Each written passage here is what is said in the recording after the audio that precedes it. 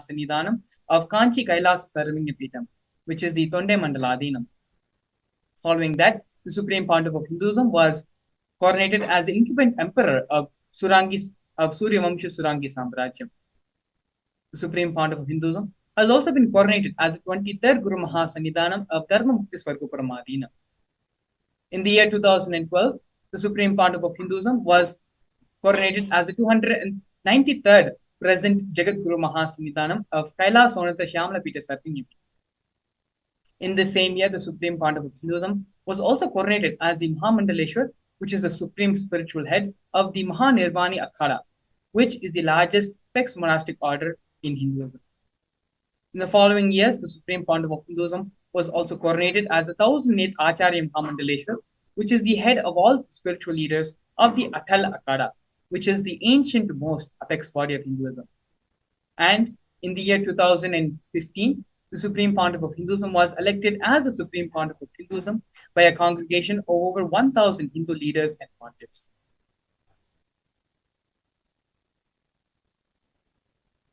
The sovereign state of Sri Kailasa is a macrocosmic, ancient Hindu enlightened civilizational nation, whose vision is living enlightenment for all humanity.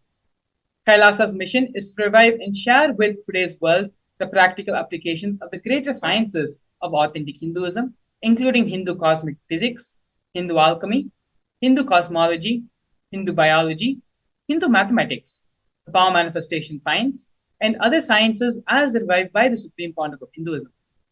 These sciences were once practiced freely in over 56 nations across the continent, but are now facing extinction due to the persecution over a millennium.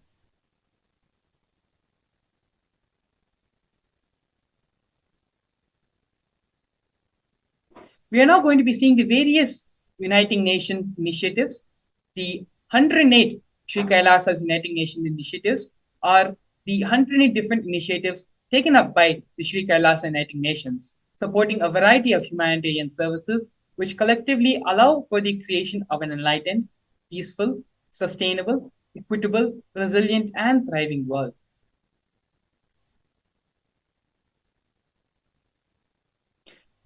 These projects include the No Hungry Home project, offered by Sri Kailasa Uniting Nations for nutritious food and a hunger-free world.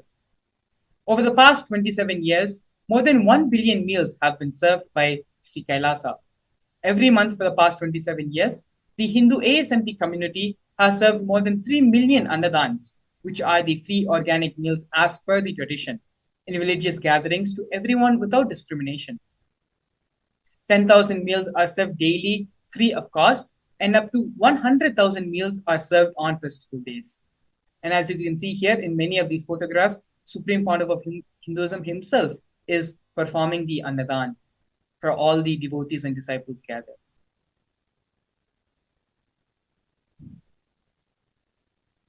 Here we can see during the pandemic, Kailasa's Protective and Preventive COVID Care Center, offered by Sri Kailasa Uniting Nations for affordable and holistic healthcare. Pandemic is an event, a worldwide event, which has affected the whole world in various different levels. The Supreme Pontiff of Hinduism is the only one thinking ahead and giving a place of refuge for the world during such a difficult time.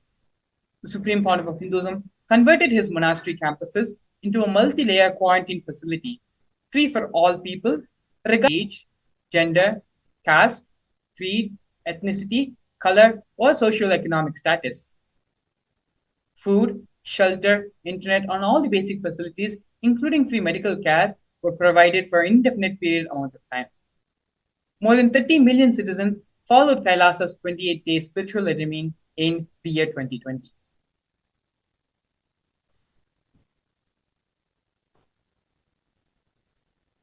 Now we're going to be looking at the Nithyananda Hindu University and the Nithyananda Gurukul offered by Sri Kailasa Uniting Nations for education reform and development.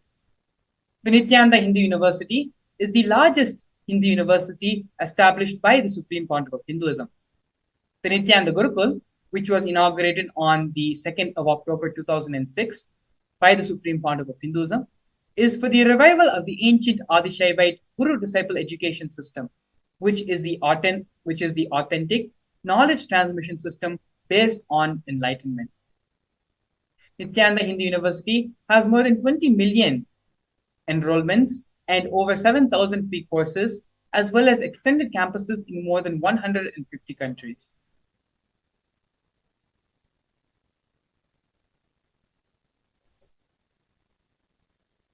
Here we can see the Nithyananda Jnanalaya project and the Hinduismpedia project offered by Sri Kailasa Uniting Nations for the protection of Hindu scriptures.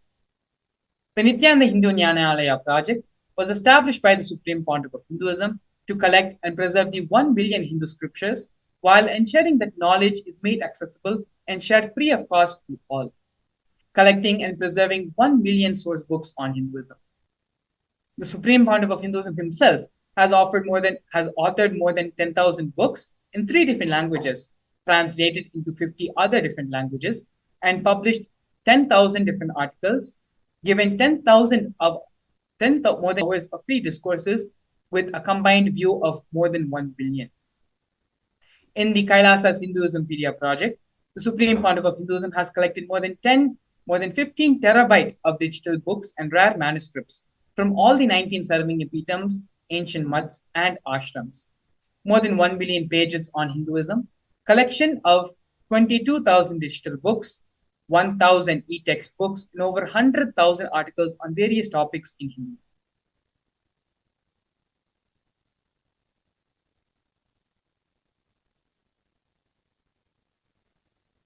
Here we can see the conferences for world peace offered by Sri Kailasa Uniting Nations for global peace and religious harmony. And in the year 2009, the Supreme Pontiff of Hinduism organized a month-long peace walk covering 1,000 kilometers and 1,000 villages to bring together in harmony from all walks of life to promote feeling connection and oneness among the people. During the walk, health camps were conducted in villages along its path.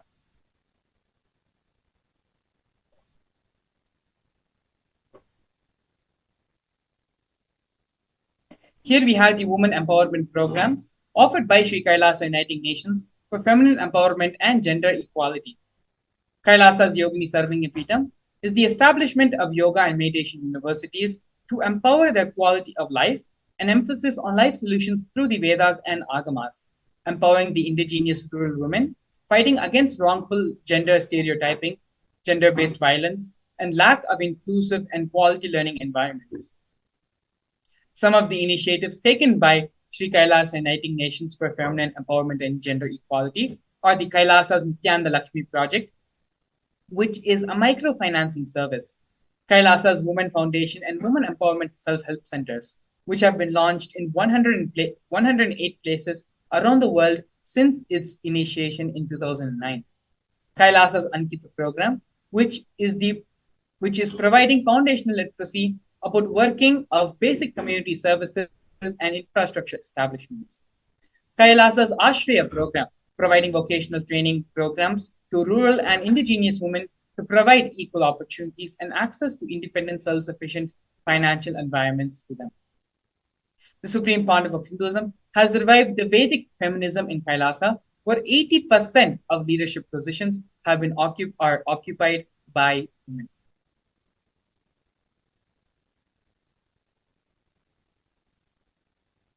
Here we can see the Nithyananda Yoga offered by Sri Kailasa Uniting Nations for yoga. The Supreme Pontiff of Hinduism has revived 108 scientifically validated kriyas, specifically targeting the 108 major diseases and disorders, such as diabetes, arthritis, and blood pressure. The revival of the ancient traditional forms of yoga, where the Supreme Pontiff of Hinduism has revived the ancient pole yoga, which is the Shivastambha yoga, and rope yoga, Kundalini Rajju yoga, in which yogic asanas, postures, and weight balancing techniques are performed to create the yogic physiology, aligning it to the cosmic geometry that manifests superconscious powers. The Supreme Pontiff of Hinduism has also been awarded 2 Guinness World Records for the largest rope yoga and largest pole yoga classes, bringing worldwide attention to these extraordinary forms of yoga. These 2 Guinness World Records have been established on the 30th of September, and the 3rd of October in the year 2017.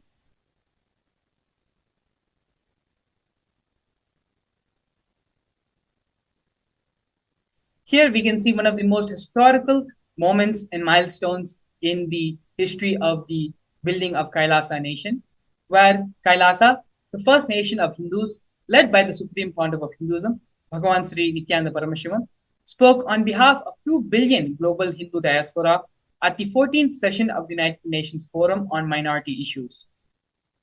A significant milestone in the history of Hindus and the sovereign state of Sri Kailasa happened on the 2nd of December 2021. His Excellency Sri Nitya Moksha Priyananda, Ambassador Extraordinary and Philanthropy of Kailasa, representing the persecution of Hindus at the 14th session of the United Nations Forum on Minority Issues. The theme of the forum was conflict prevention and the protection of human rights of minorities. This was the first time the plight of persecuted Hindu minorities was represented in the United Nations. The systematic and generational attacks on Hindu indigenous traditions were highlighted in this meeting.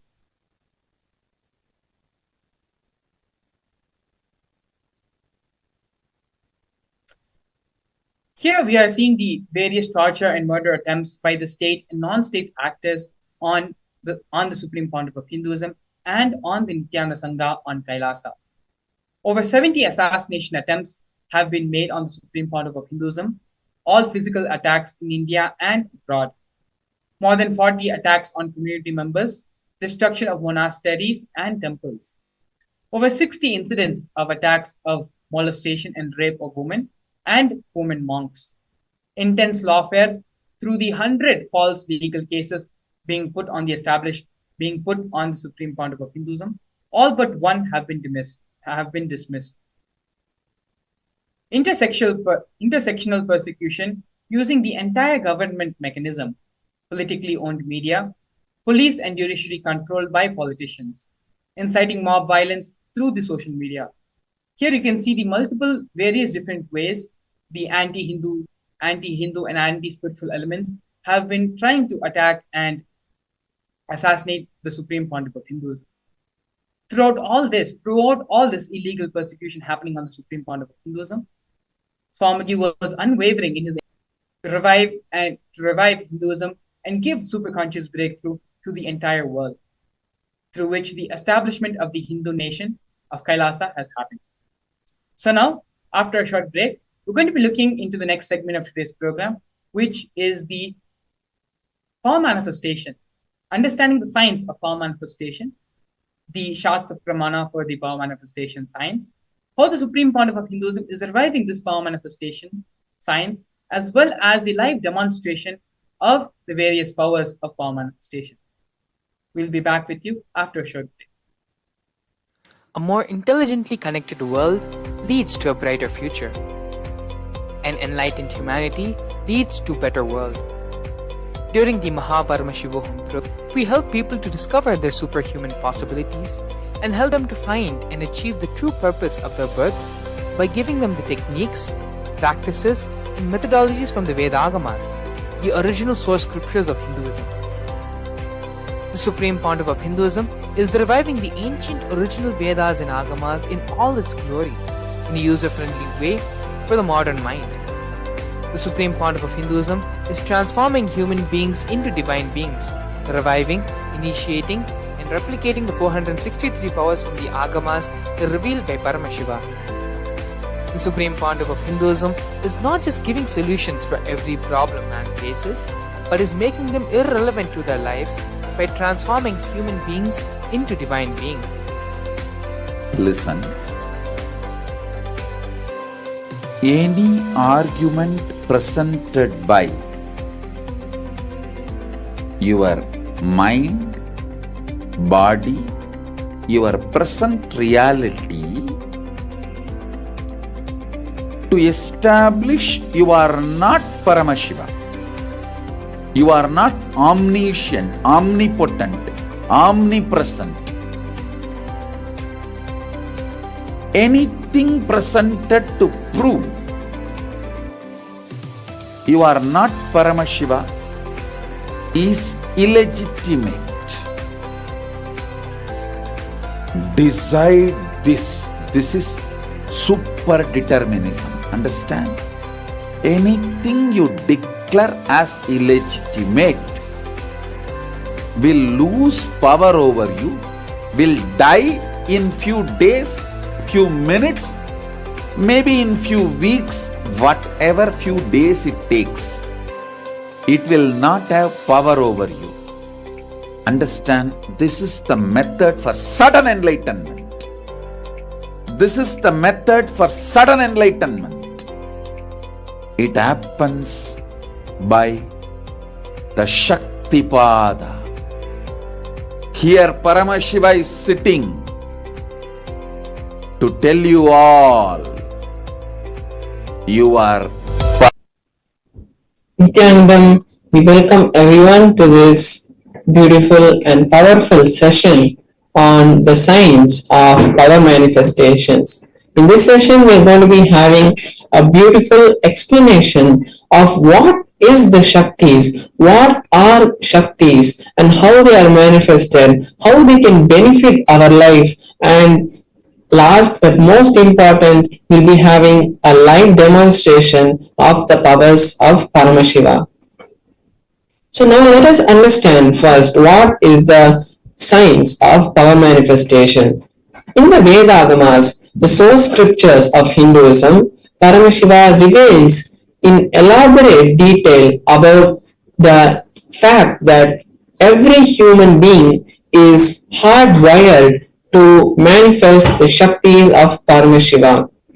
Manifesting the powers of Paramashiva are described in a systematic method and science for human beings to explore the various possibilities and powers that are there for that can be expressed by every human.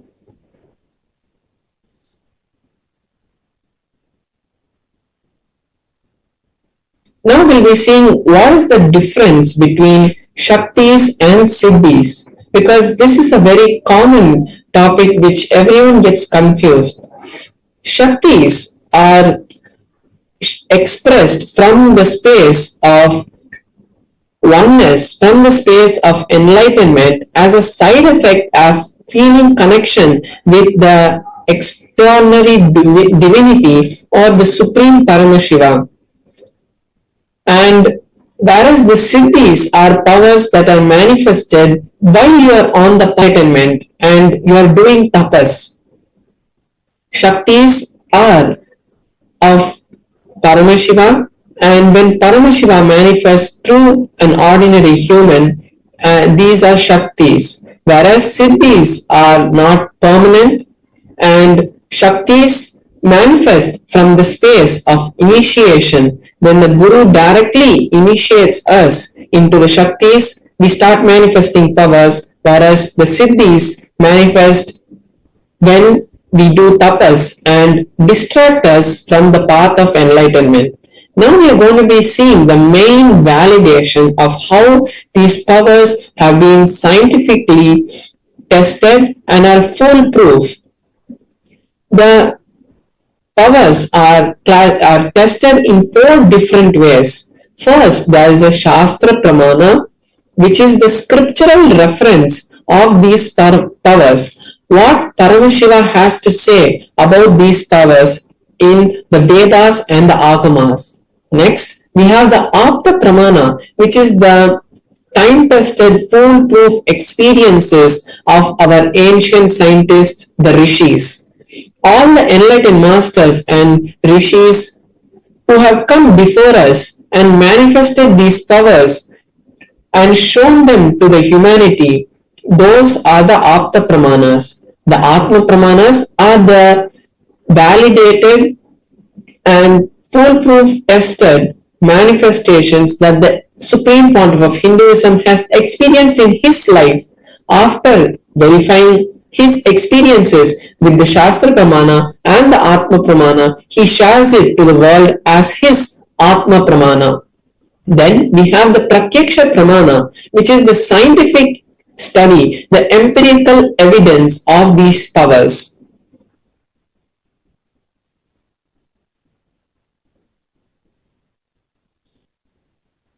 Now we're going to understand from where do these Shaktis come.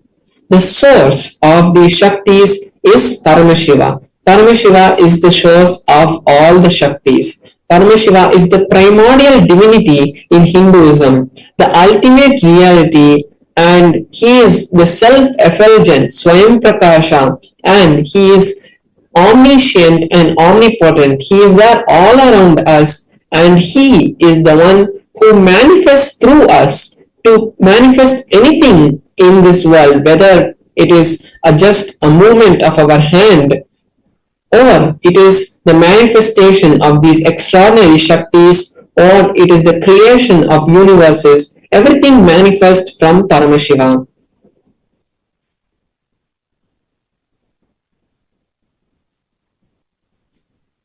Now, the truth about the Shaktis is that when the Jnana, the ultimate truths, is mapped into our consciousness, the Prajna, and when it manifests, it is called Prajnana. And this is the ultimate truth of how the powers are manifested.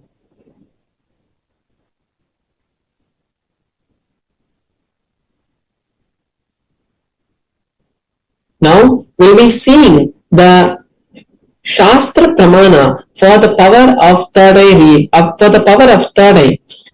The power of third eye is not just the power to read a piece of paper that is there in front of us.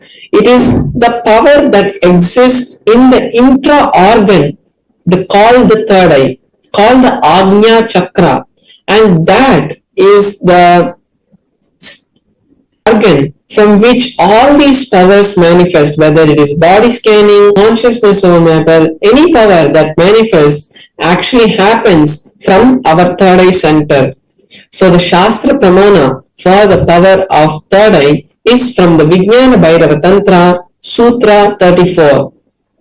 The verse goes, Kapalantar manonyasa tishtan nilita lochanaha kramena manaso dadyat lakshayet lakshyamuttamam.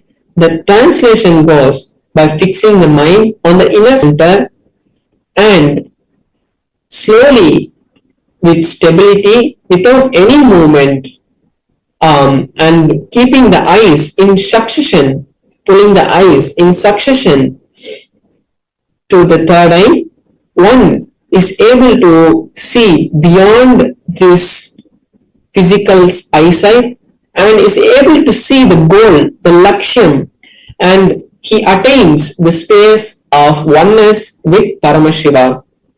So this is the detailed instruction of how the power of third eye manifests.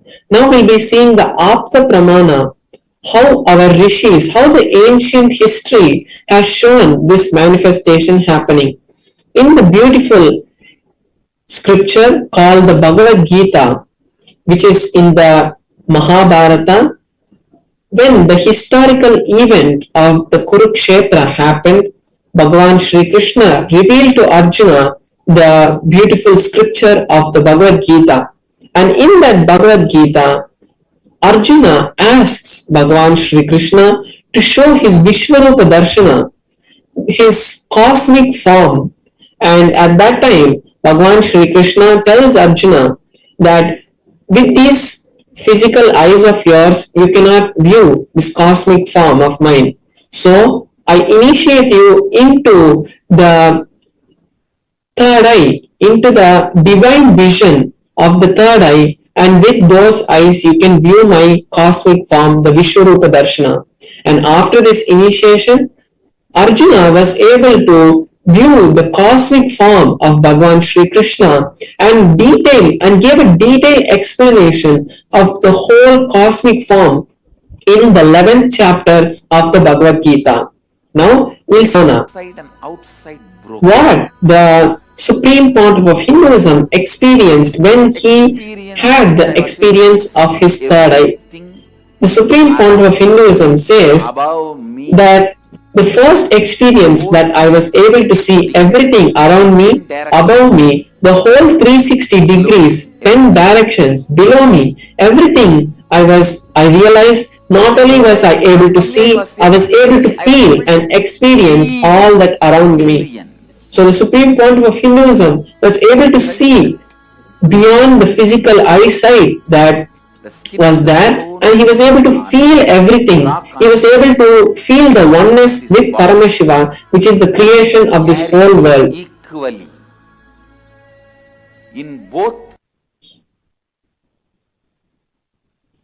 Now we'll be seeing the power of They consciousness over exist matter, equally. which manifests from the space of Paramashiva. Before that, we'll just quickly see the Pratyaksha Pramana for the power of third eye.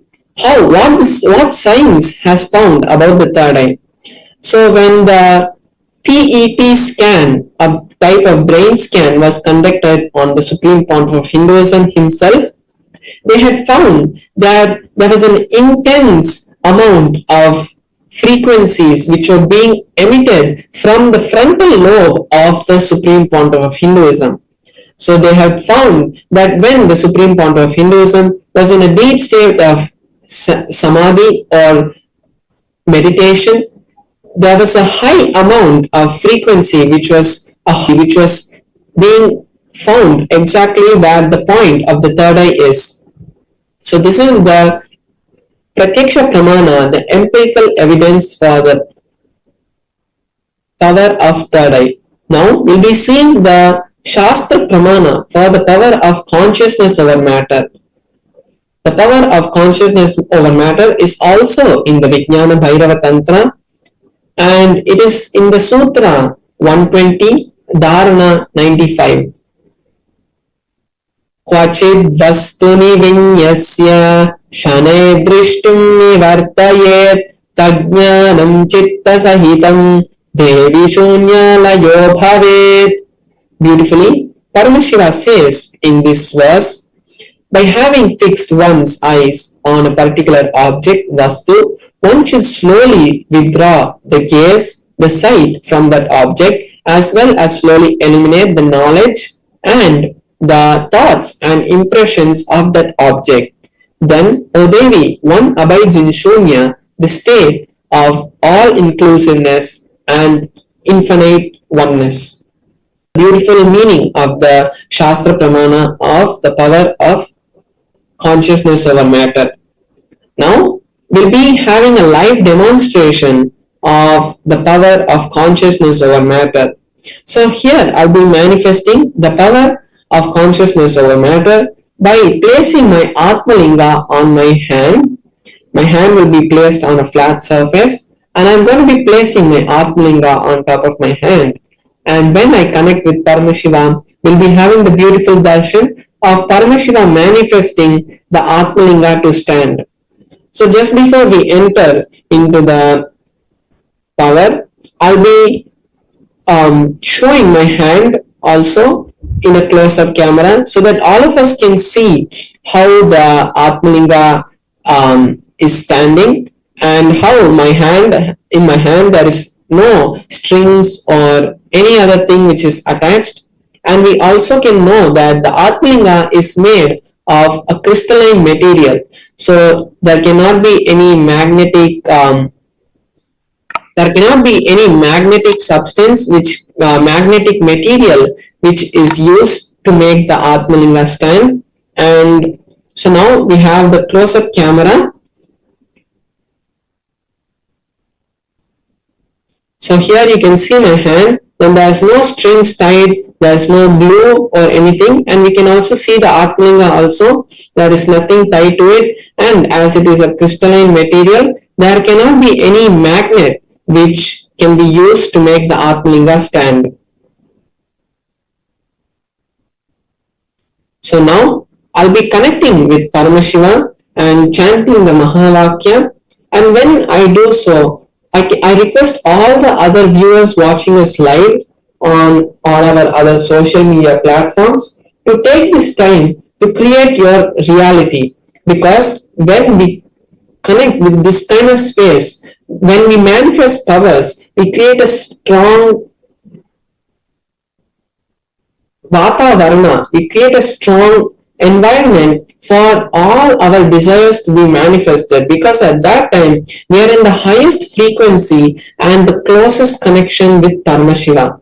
So any desire, any boon you want from Paramashiva, just start posting them in our chat, and automatically you will see that these realities start to manifest, because it is not us who manifest these powers. It is directly Paramashiva flowing through us which causes these powers to manifest. So now I'll be chanting the Mahavakya, and all of you can also join along with me and chant the Mahavakya. Om Nithyananda Paramashivoham. Om Nithyananda Paramashivoham. Om Nithyananda Paramashivoham. Om Nithyananda Paramashivoham. Om Nithyananda Paramashivoham. Om Nithyananda Paramashivoham. Om Nithyananda Paramashivoham.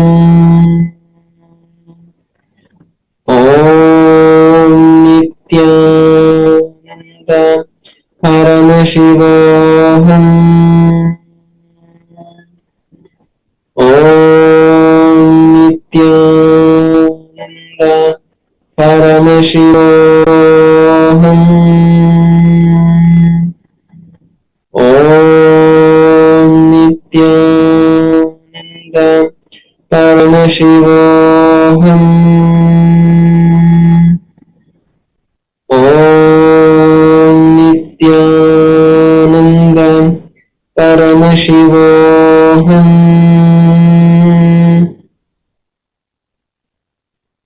So beautifully, we saw how the Atmalinga rolled.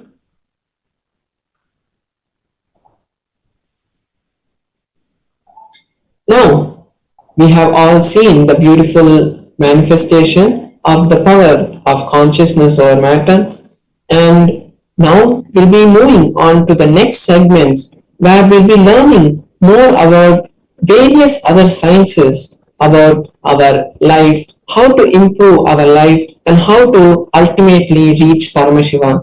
So stay tuned. After a short break, we'll be back with you with various other programs and events on teaching you how to create Paramashiva in your life. Thank you, Nithyanandam.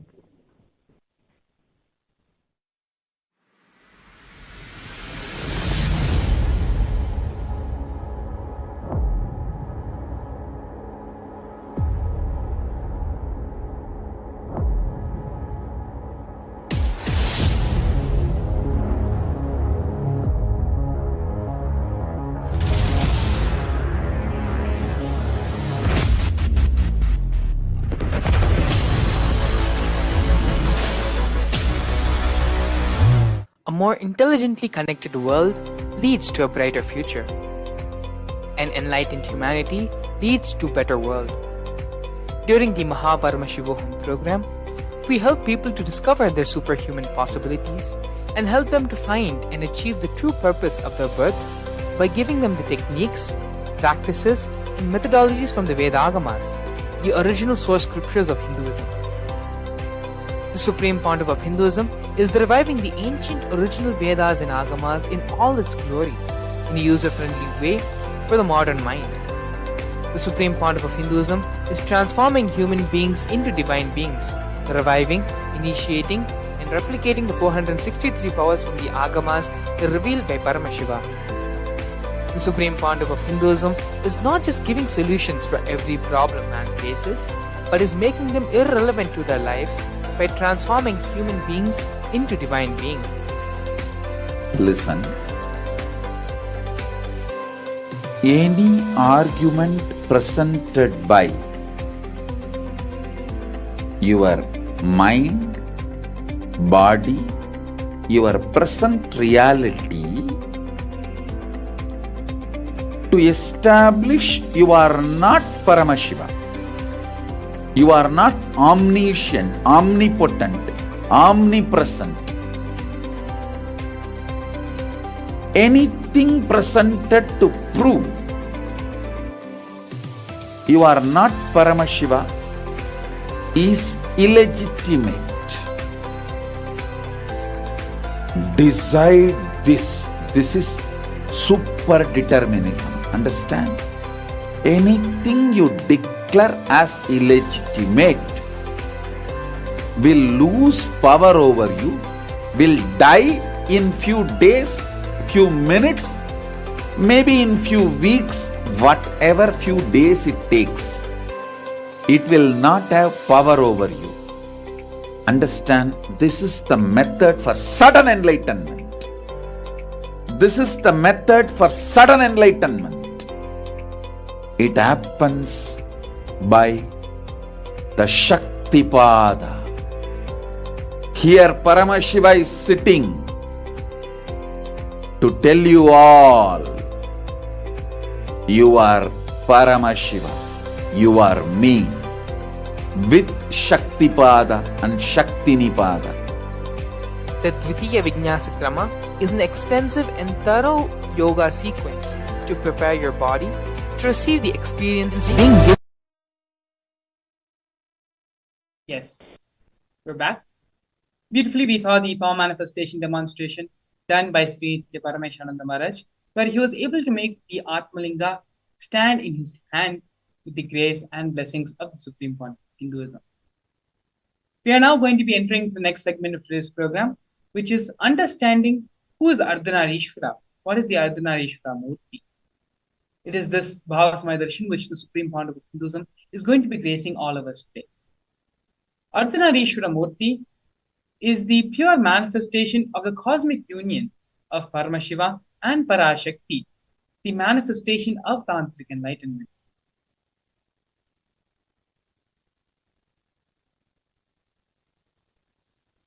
Once, when Devi was meditating, inside her being, the feminine energy got awakened. The 10th day of the Kartikeya Brahmotsvam, Devi becomes part of Shiva, Ardhanareeshwara, and liberates the whole cosmos. Devi is the representative of the whole cosmos, of the whole universe.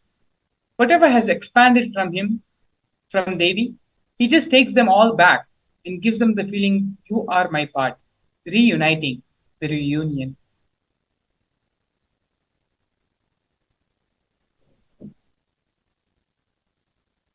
So, all the lamps which has become different have now become one.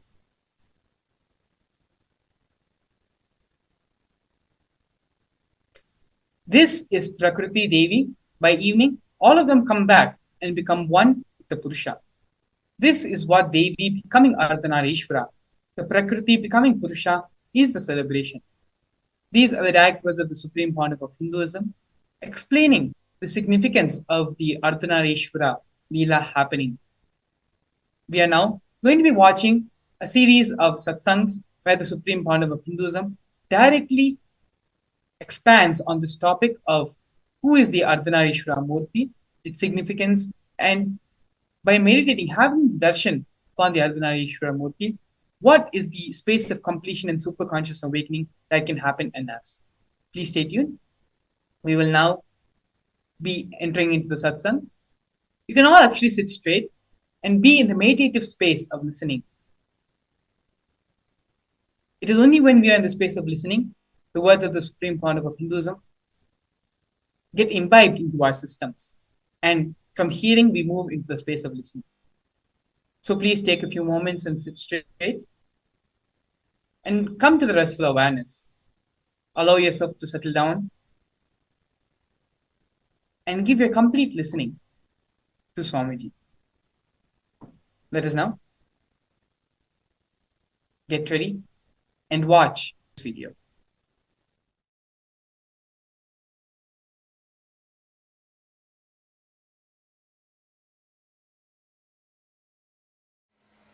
If you see our deities, they will have two wives.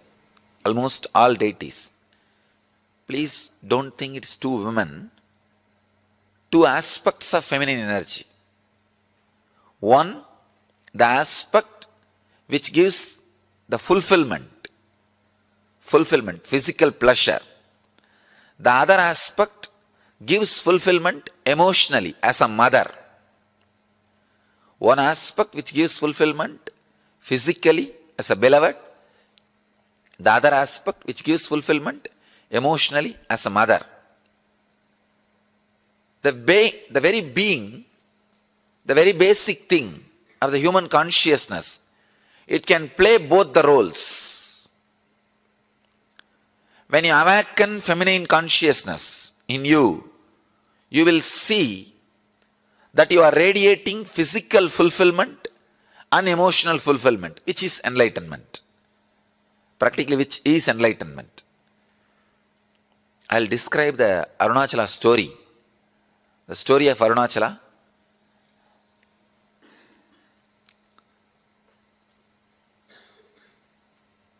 The whole Arunachala story is story of women, story of feminine energy.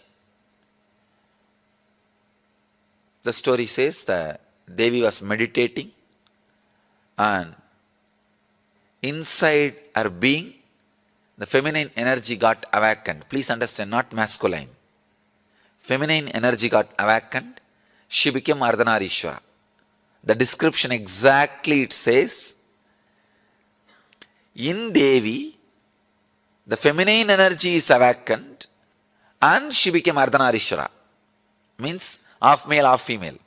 You will be surprised. See, in male, if female energy is awakened and the description says he became half male and half female, perfectly alright. You can understand. But the story says, in Devi, the feminine energy, the feminine Shakti is awakened and she became Ardhanareeshwara. Means, when a woman experiences fulfillment, she experiences her beloved aspect and mother aspect completely. The beloved aspect and mother aspect. Please understand. If you are just beloved, you will be materialistic, outgoing. If you are just mother, you will be introvert, caring, compassionate. But both the aspects awaken a new consciousness in you. I can say complete fulfillment.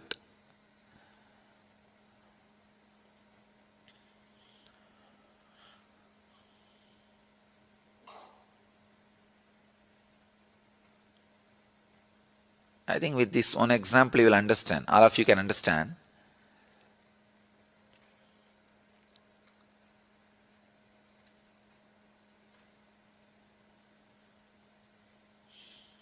With this one example, all of you will be able to understand that mother and beloved dimension. If you are missing the mother dimension, naturally just a beloved dimension cannot fulfill you. If you are missing the beloved dimension, just the mother dimension cannot fulfill you. The body and emotion, both will have fulfillment only when you experience both the dimension. A person who can experience and express both dimension is Ardhanareeshwara. Please understand, Ardhanareeshwara does not mean just half male, half female. Ardhanareeshwara is the person who experience both dimension of feminine qualities. Both dimensions of feminine qualities. When a man becomes enlightened, he becomes a leader. When a woman becomes enlightened, she becomes mother and beloved. Ability to radiate both dimensions. So the Arunachala story describes Devi. She expressed her both dimensions. That is why she became Ardhanareeshwara. She experiences and radiates Ardhanareeshwara consciousness. Each one of you who are carrying the feminine energy. Awakening that feminine energy is enlightenment. Please understand. The first introduction to Tantra, I'll get the sutras and read the sutras to you guys. You will be surprised.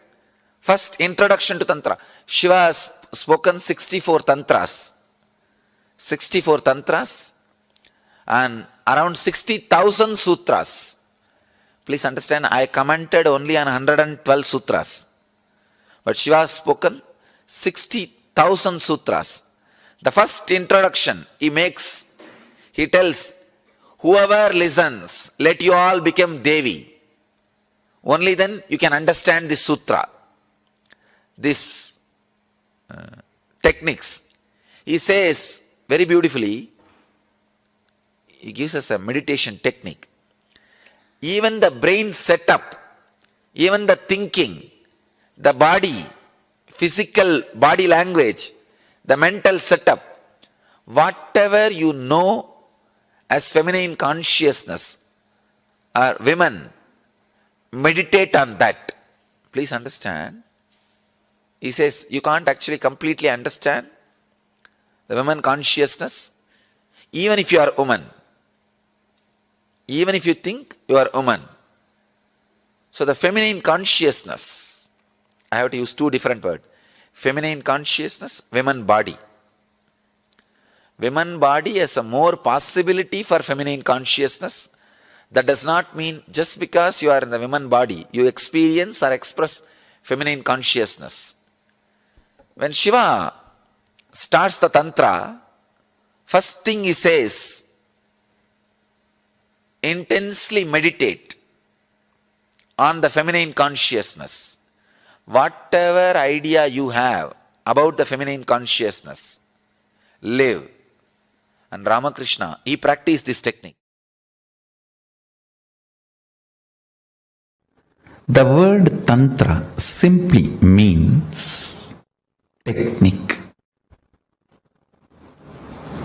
methodology. In Sanatana Hindu Dharma, all methodology for manifesting the state, space, powers and being of Paramashiva is called Tantra. That's it. Please understand. State, space, powers and being of Paramashiva, manifesting that is called Tantra.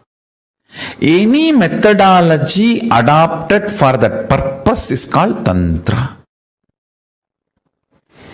In course of time, it got associated with multiple traditions like Shakta, Bauddha, Samana.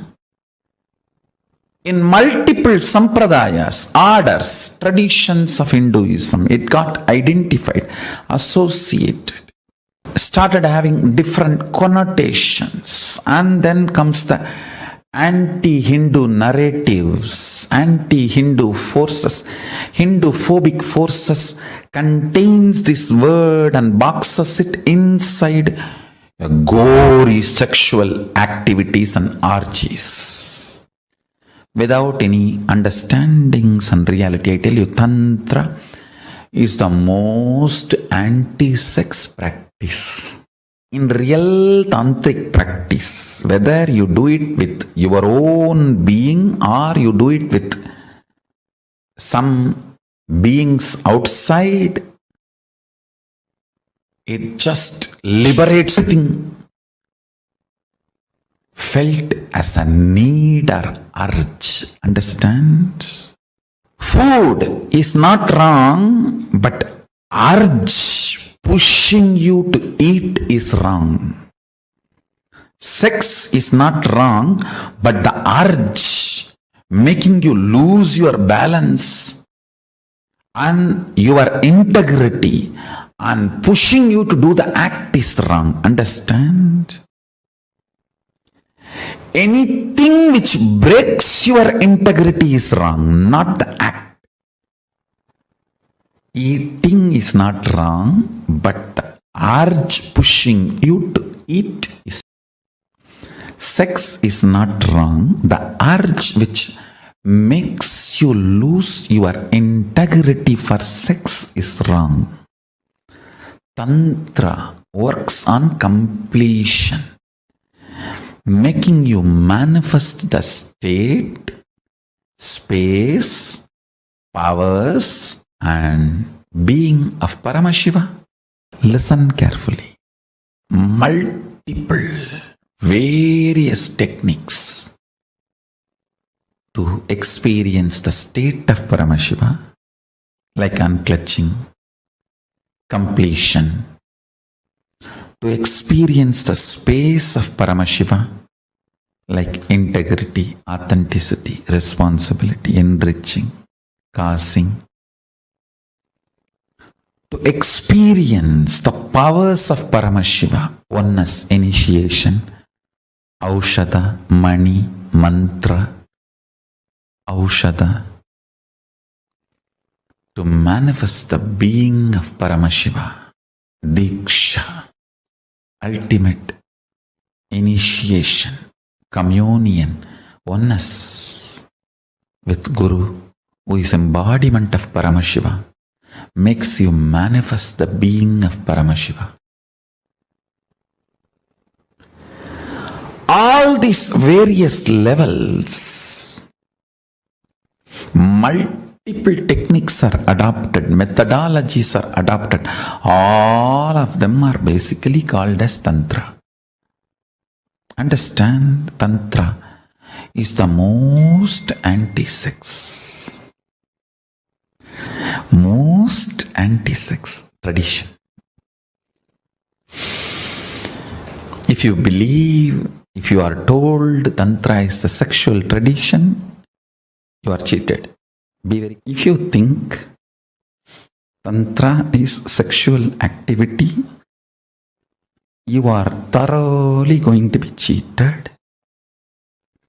Understand, it is most anti-sexual activity.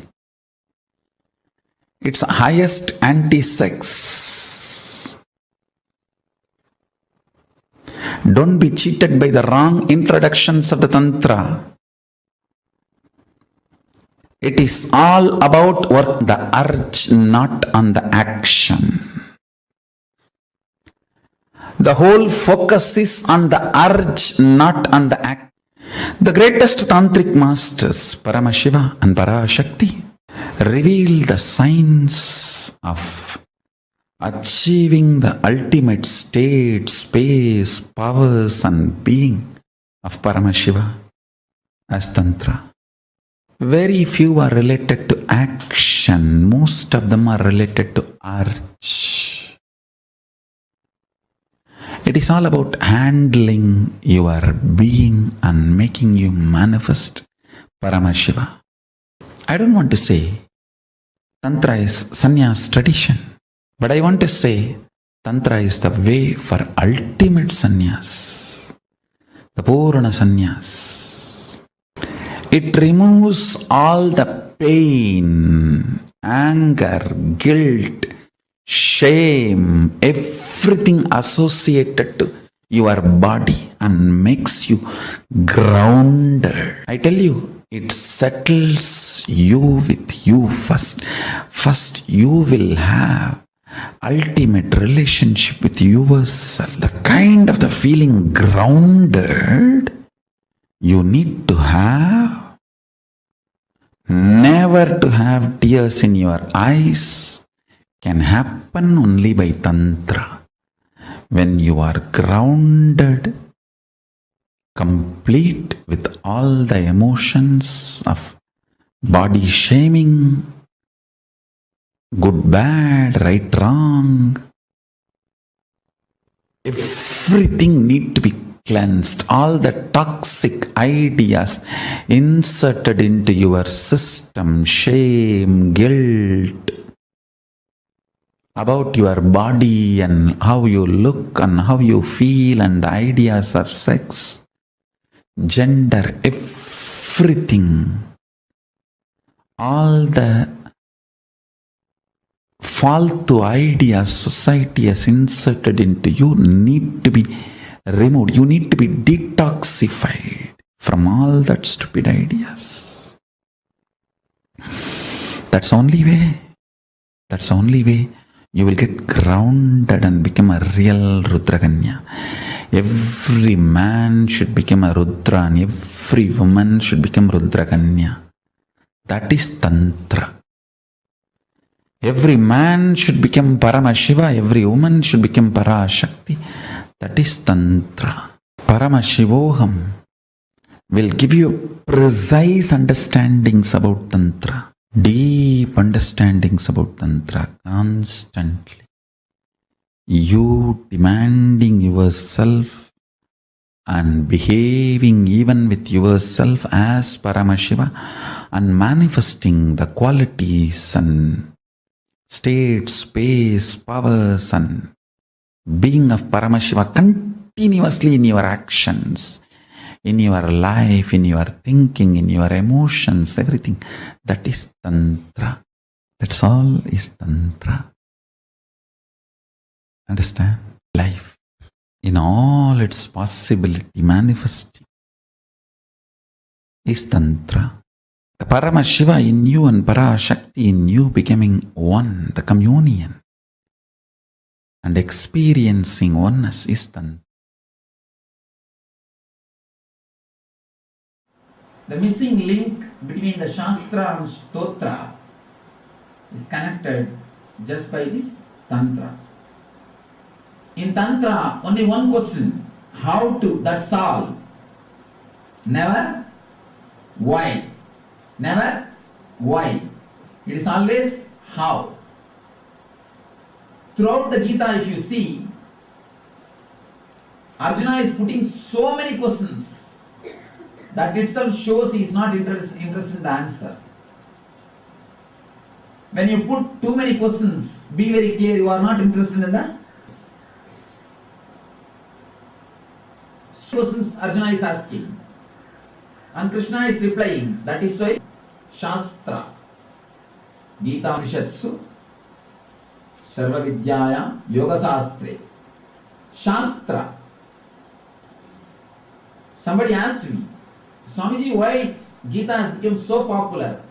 Why not Vijnana Tantra? He said, no, this is only for intelligent people. Naturally, intelligent people are very few. This is not for mass. This is not for intellectuals. This is for intelligence. People who are working in the field of intelligence. People who are intelligent. Only for them, this Tantra. Throughout this Tantra, only once Devi asks only one question, that's all. Devi puts only one question. That is not even a question. Just she awakens Shiva to deliver this, that's all. It's not even a question. Just she gives chance for Shiva to express himself over. But throughout Gita you can see so many questions again and again and again. If you want to become scientist, ask how. If you ask why, you will become a philosopher. If you ask how, you will become a scientist. Tantra answers only the how, never the why. Tantra answers how. It gives you the technique straight away. Tantra is not at all concerned about the truth. Please be very clear. It is not at all concerned about the truth. It is concerned about your experience of truth. It doesn't words. It doesn't want to sell. Tantra is not a bookshop. It is not even a library. It is just laboratory. Shastras are libraries. Tantra is a laboratory. It is concerned only about the alchemy process. It wants you to reach it over. It never bothers about what is truth. It bothers how you can reach, how you can achieve. Tantra is too great truth. It is too much on a common mass, on a common man. Normal man cannot digest or tolerate.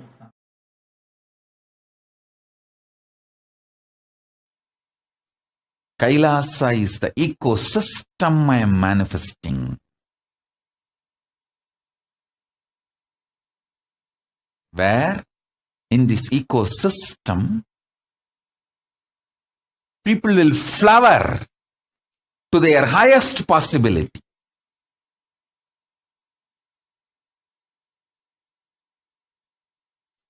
When people are feeling bored, couples are feeling bored, tired, that middle age boredom and tiredness hits them, they should be given the signs of Tantra. They should try to find oneness, not just body alone, through the mind, the common goals, common emotions, commonly what they enjoy, art, science, different fields.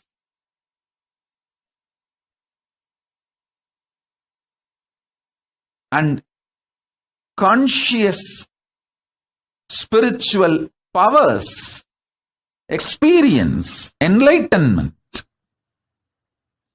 If you find something which makes you experience oneness, you will never think of divorce. You know how to go to the depths of each one's consciousness and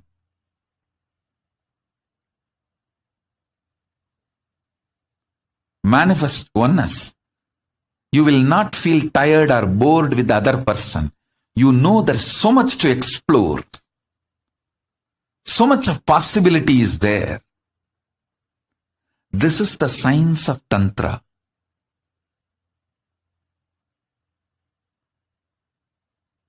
This is the foundation of Tantra.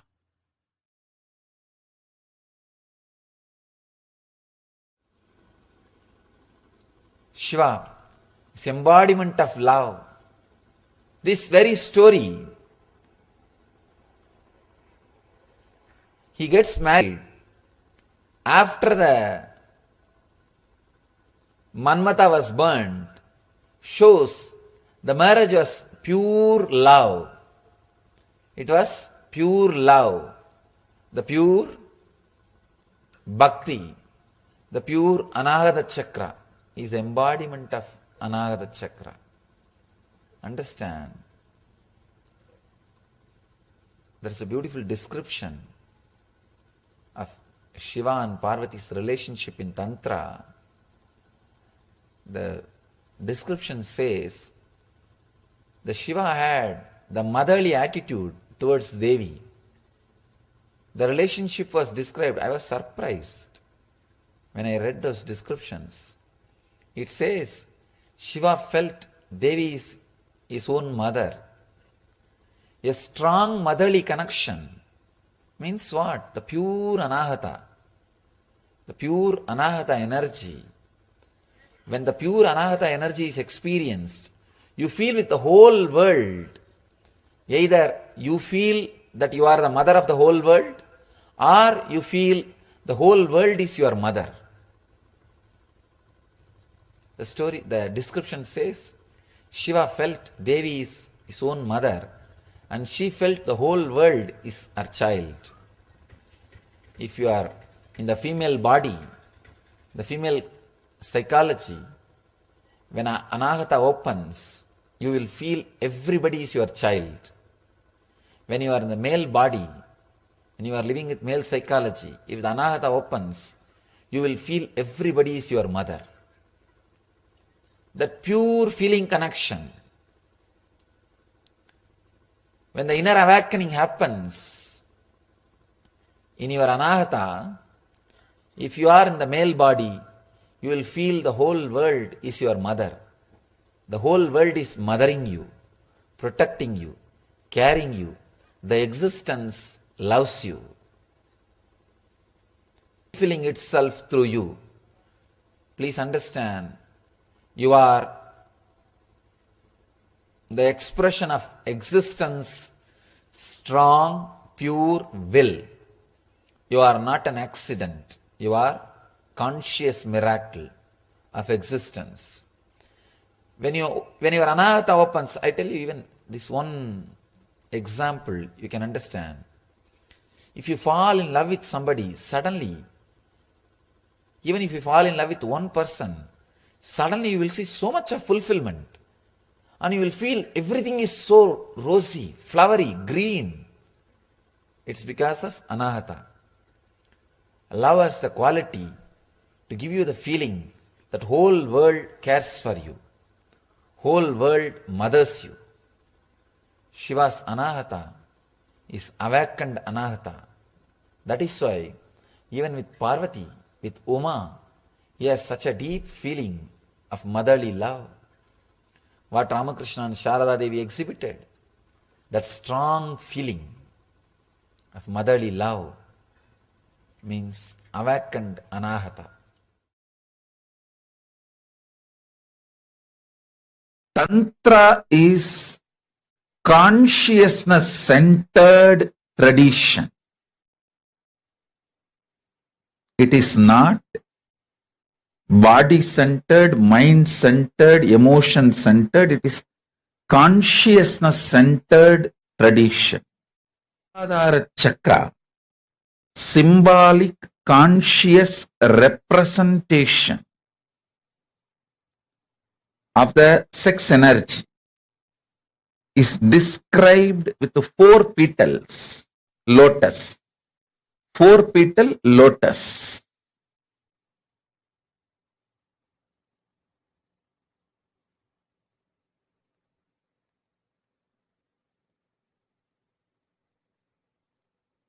The one petal represents autosex, means enjoying your own body. Like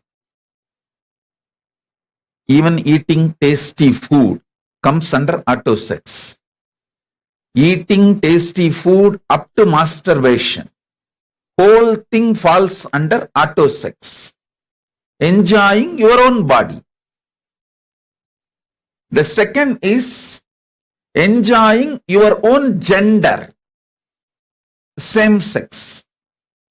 Third lotus petal is enjoying the opposite gender. The fourth lotus petal is enjoying the whole cosmos, whole universe, having union with this whole universe. That's the fourth petal. Listen. Ardhanareeshwara is the manifestation, represents all the 4 completion, fulfillment, the all 4 dimensions in you. When it manifests into the complete completion, you become Ardhanareeshwara. Ardhanareeshwara manifests in your body. I tell you.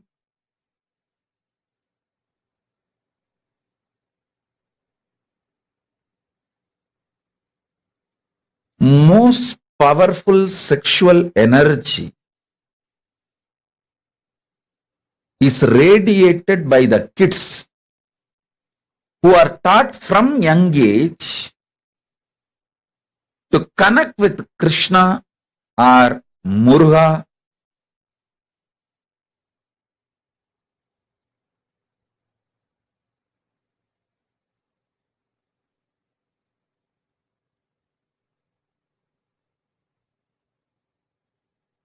Understand?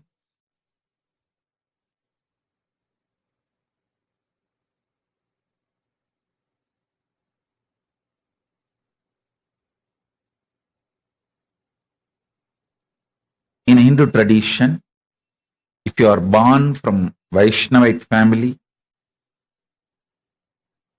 in the young age itself, you will automatically pick up Krishna as your beloved if you are in the female body, if you are in the male body as a friend. Whether you are a male or female, you will develop some kind of an attachment, feeling connection with Krishna from the young age. Same way, if you are from Shaivite family, you will develop the connection with Muruga, Subramanya.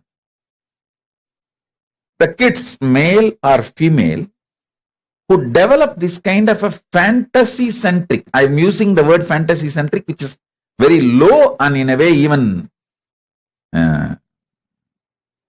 not completely expressing what I want to express, but the English has only the fantasy word.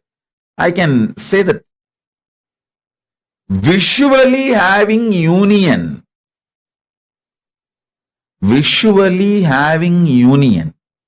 with Krishna or Muruga, even intimate friendship,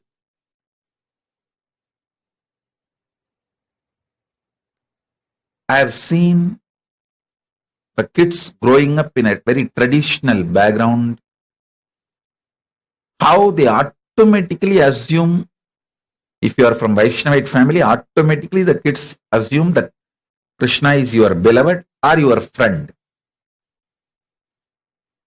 If you are from Shaivite family, Muruga is your beloved or friend. That is the way flowering of the first dimension of the auto sex happens. Understand? People many times ask this question: is masturbation right? Paramashiva answers this question in Tantra. In masturbation, you don't accumulate new muscle memory, but you accumulate biomemory.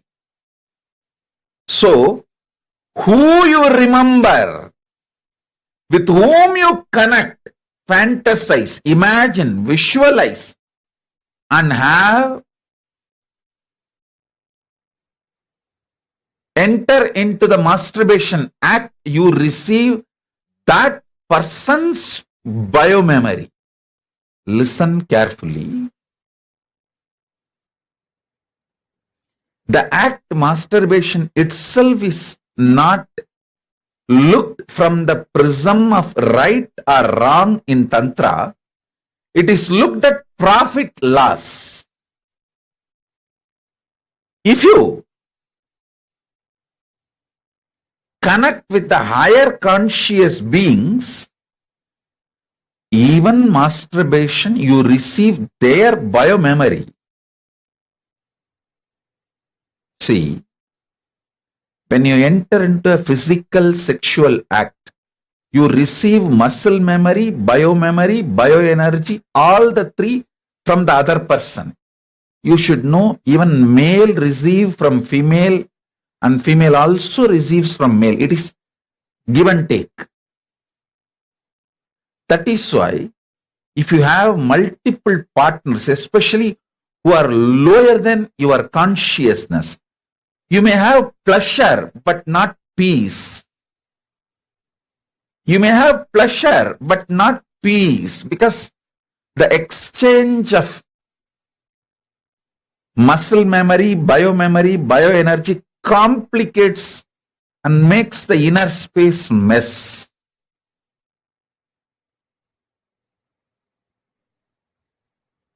In masturbation act, you don't receive muscle memory, but you receive biomemory. So with whom you visualize matters. That decides whether your consciousness is going to raise to the cosmic union or the consciousness is going to go down to a more lower existence, lower level existence. See, life is all about profit loss calculation, not right wrong dictations. Listen, Tantra does not look at life Vidhi Nisheda. It looks at life and loss. It just tells you what can profit you and what can bring loss and leaves the decision to you.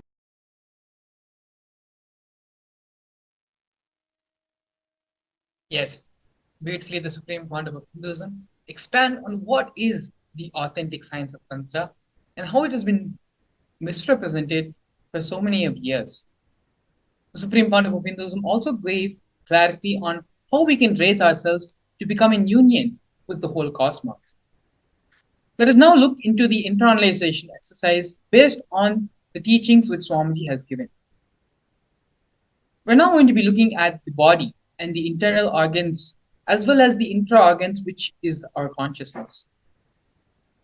Information you received through your senses from the outer world and the actions you do, both of these travel into the internal organ and from there to intra-organ, and from there impacts the consciousness which is operating the system.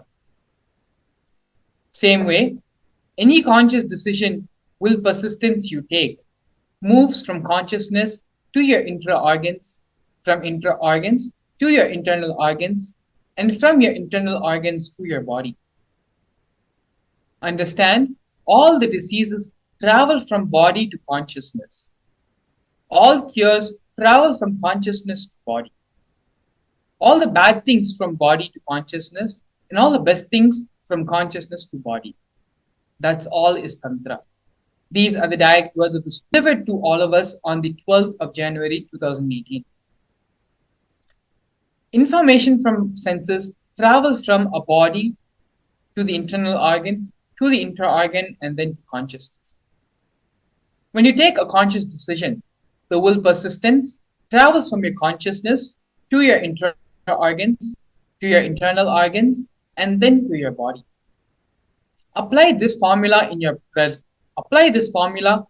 pleasure, in your pain, in your eating, in your sex, in your seeing, in your music, in your dance, in your spiritual decisions, religious decisions, economical decisions, cultural decisions, social decisions, political decisions.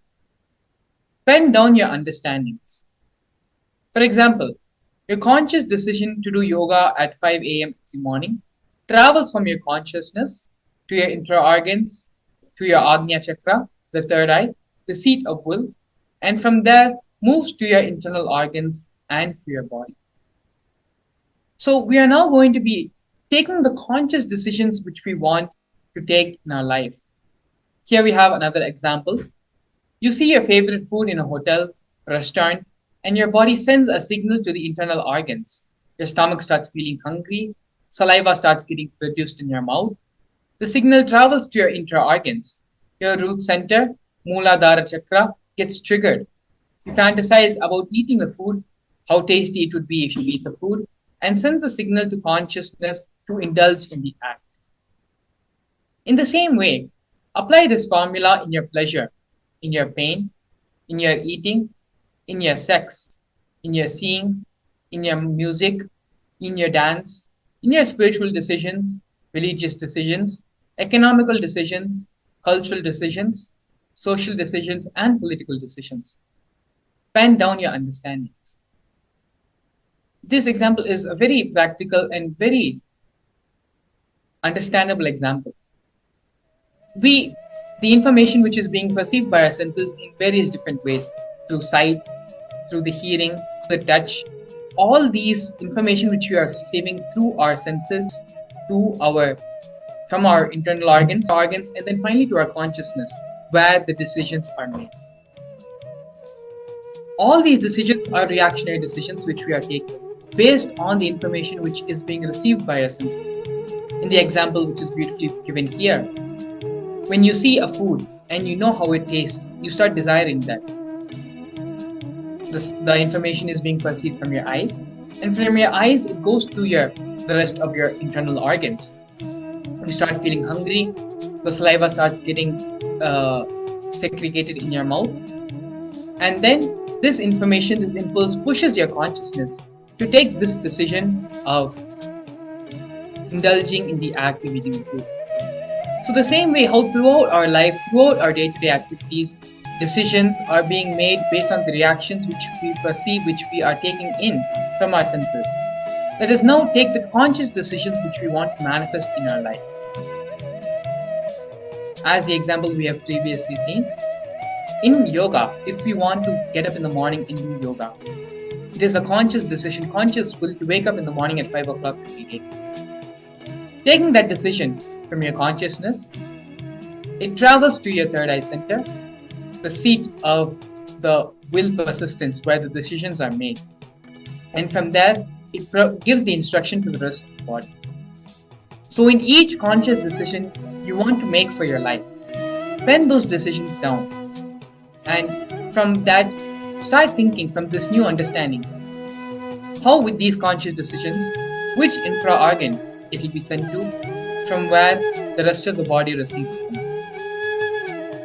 Please go ahead and get a pen and paper to sit down and start penning down all your understandings and all the conscious decisions you want to take from here on forth.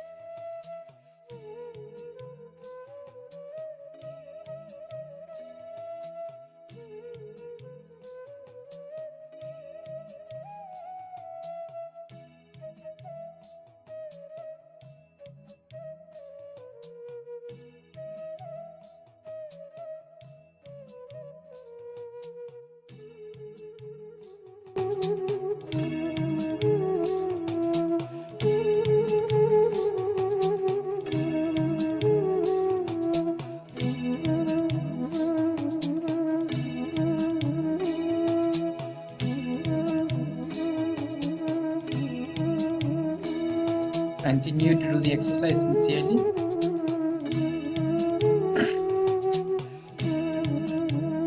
Continue to do the exercise sincerely.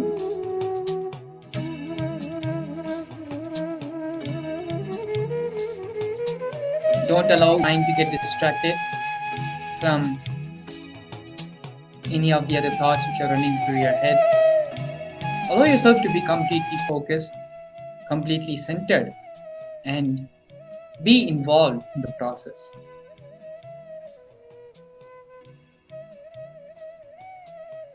Let us use this opportunity, this space the Supreme Pontiff of Hinduism is giving us all, before we enter into the Bhava Samadhi Darshan, to allow us to expand and allow the superconscious breakthrough to happen. When we do these processes, these internalization exercises, we open up the door in our being to allow the Supreme Pontiff of Hinduism to land in us when the Bhava Samadhi Darshan is happening. So please continue with the exercise, with the workshop. Very sincerely, please sit and write all the new cognitions, new thought currents, new understandings you want to carry now going forward, and map them from your consciousness to which intra-organ, from where the signals will be sent throughout the rest of the body. Please continue.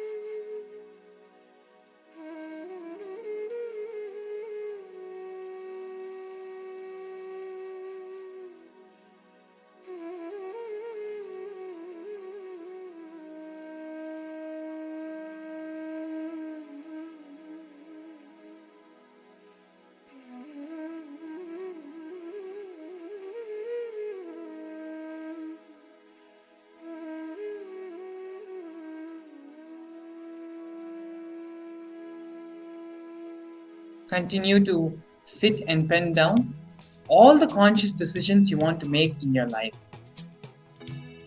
Start penning down all those decisions, all the changes you wanted to implement in your life. Every morning when we all wake up, we all have those 5 or 6 things which we want to change in our life, which we want to accomplish that day. But by the end of the day, our mind wanders and life happens, and by the time we go to bed, we realize that none of the things which we wanted to accomplish have happened that day. This is a vicious cycle which we are constantly suffering from, day in and day out, not able to manifest the reality which we want to manifest for ourselves. Now, through this process and through the Ardhanareeshwara Bhava Samadhi Darshan, which the Supreme Pontiff of Hinduism is going to be gracing us for in a short while, it can happen only when we allow ourselves to open up and identify the things which we want to manifest in our life.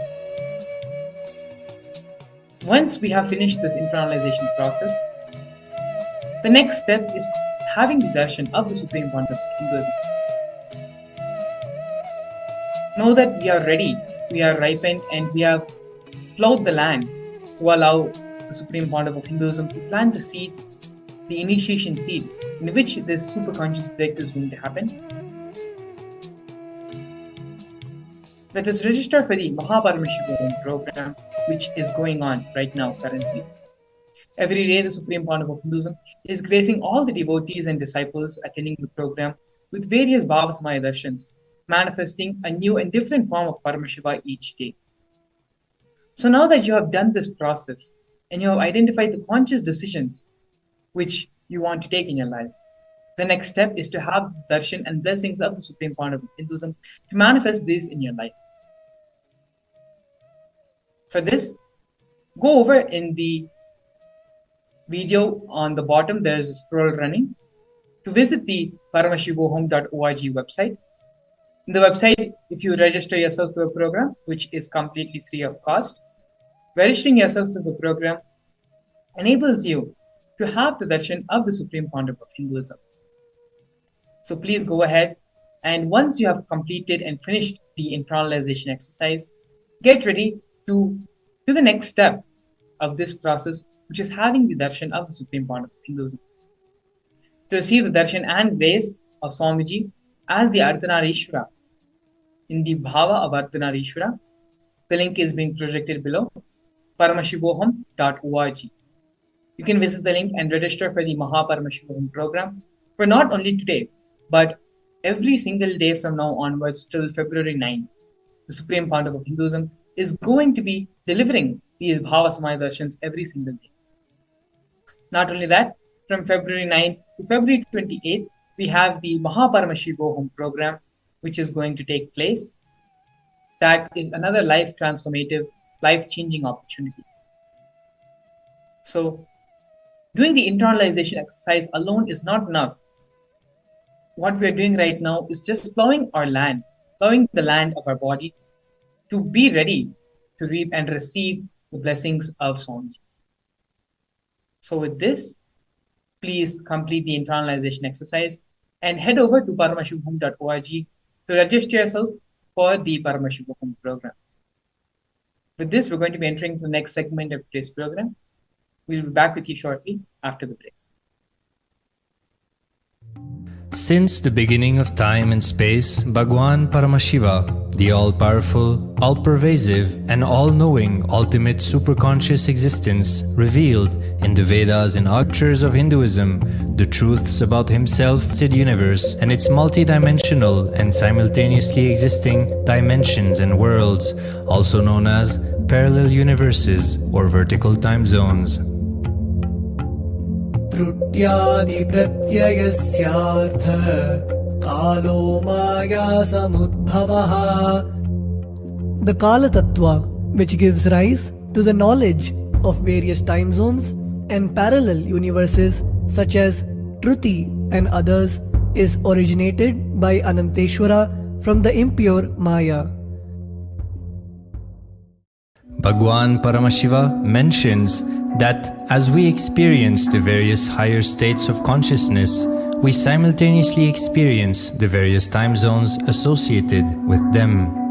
We get transported to the parallel universes and experience the other dimensions of our own existence, of our own personality.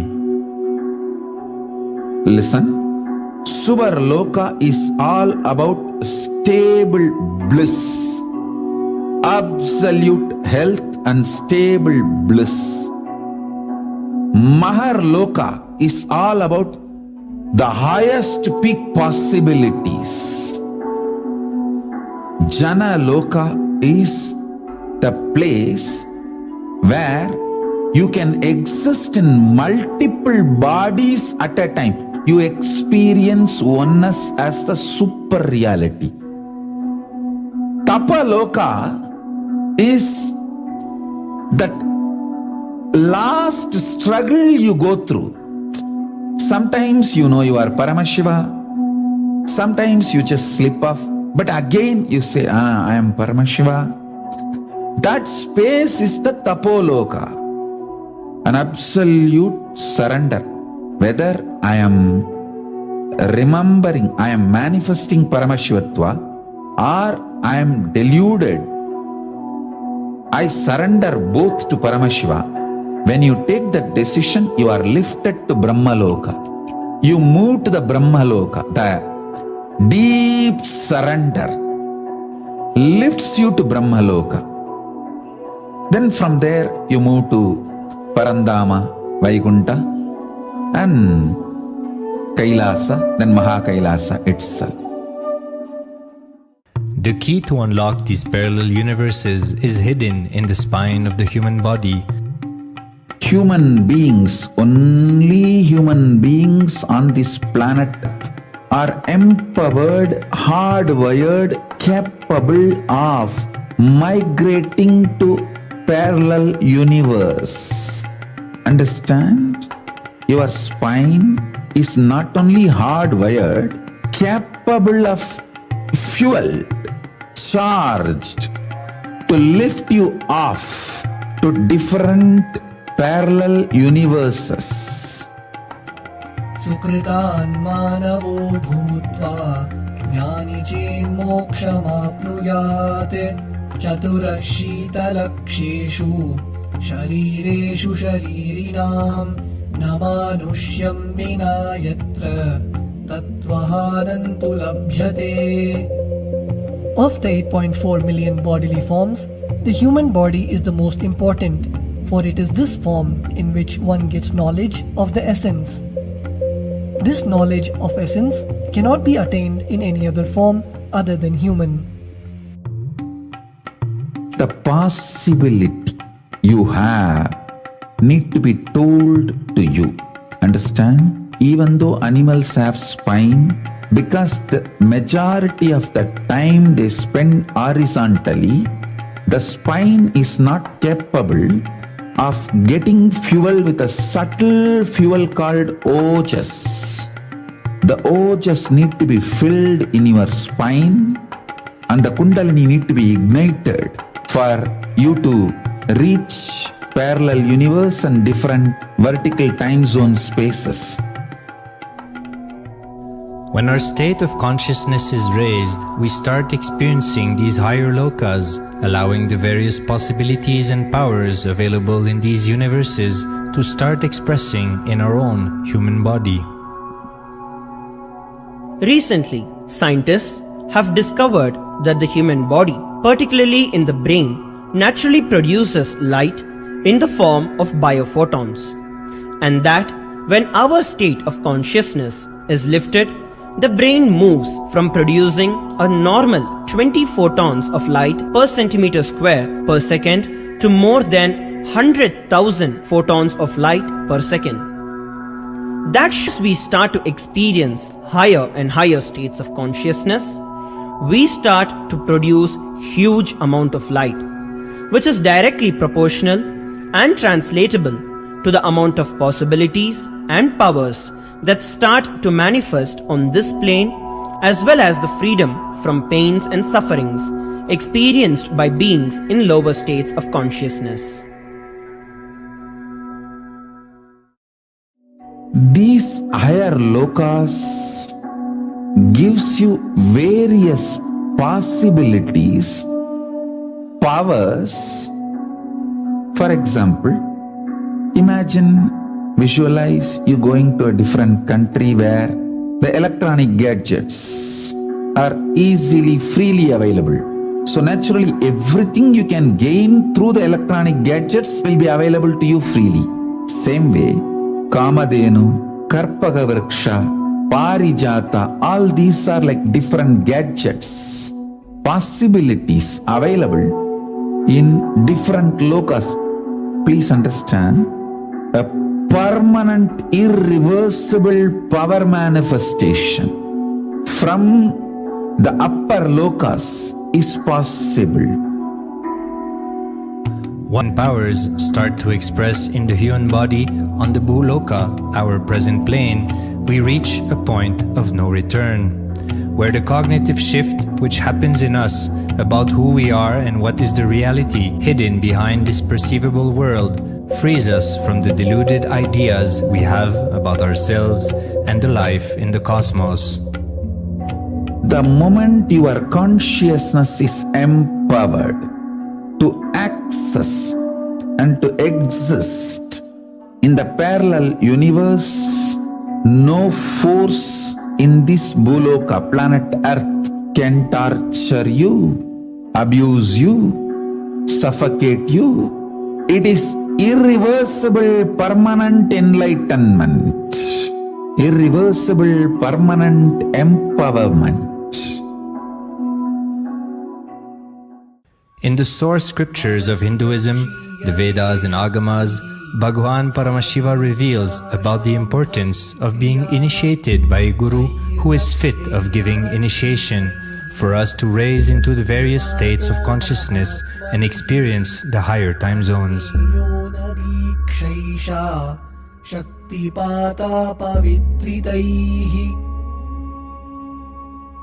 The potency of Anavamala, which veils the innate and essential nature of the soul, is set into the decaying phase by this specific activity. Such specific activity is characteristically called Diksha. The intimate communion between the Blessed One and the Blessing One is very rare and difficult to occur. The Supreme Pontiff of Hinduism, Jagat Guru Mahasannidhanam, His Divine Holiness Bhagwan Nithyananda Paramashivam, is the 1008th incarnation of Paramashiva as per Hinduism, lived today. Starting out at a young age and enduring years severed with the single-pointed vision of experiencing the ultimate oneness with Paramashiva, known as Paramadvaita. He traversed the length and breadth of India, initiated by his gurus into yoga, tantra, and other Eastern metaphysical sciences. After having many profound spiritual experiences, he finally received the ultimate experience of Paramashivoham, I am Paramashiva, from his guru Ardhanareeshwara, an incarnation of Paramashiva himself in the holy town of Tiruvannamalai in South India.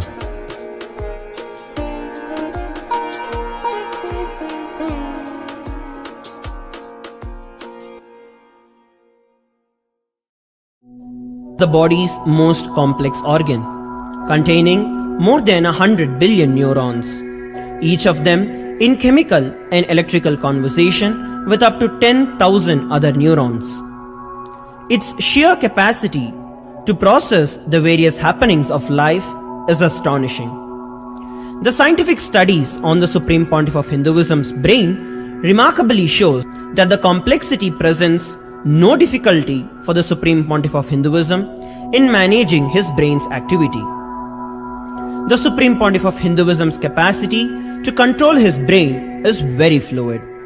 He can easily shift his brain function and alter his brain waves, allowing the travel into various time zones possible and effortless. The results from the scientific studies conducted on the Supreme Pontiff of Hinduism showed that the human body and brain is able to choose to alter the body and to travel to other dimensions at will. The possibility for people to experience the healing capabilities as well as the higher states of consciousness is an event of immense benefit for humankind. The science of altering the rates and progression of many physical diseases, mental instabilities, and ultimately the superconscious breakthrough has now been made available and achievable for today's humanity. The Supreme Pontiff of Hinduism is a bridge between the visible and the invisible. He is also a bridge between the age-old world of mysticism and the modern world of science and discovery. As brain research continues on a widespread basis, and as we appropriately bring the phenomena of mysticism into the realm of science for further study, we are taking strides on the path of physical and mental health as well as superconsciousness. I'm going to empower, enlighten each and every one of you with the fuel and energy of the parallel universe. It can make you tireless forever.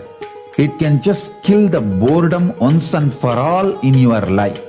It can just make you manifest third eye power right now. You may experience intense levitation right now.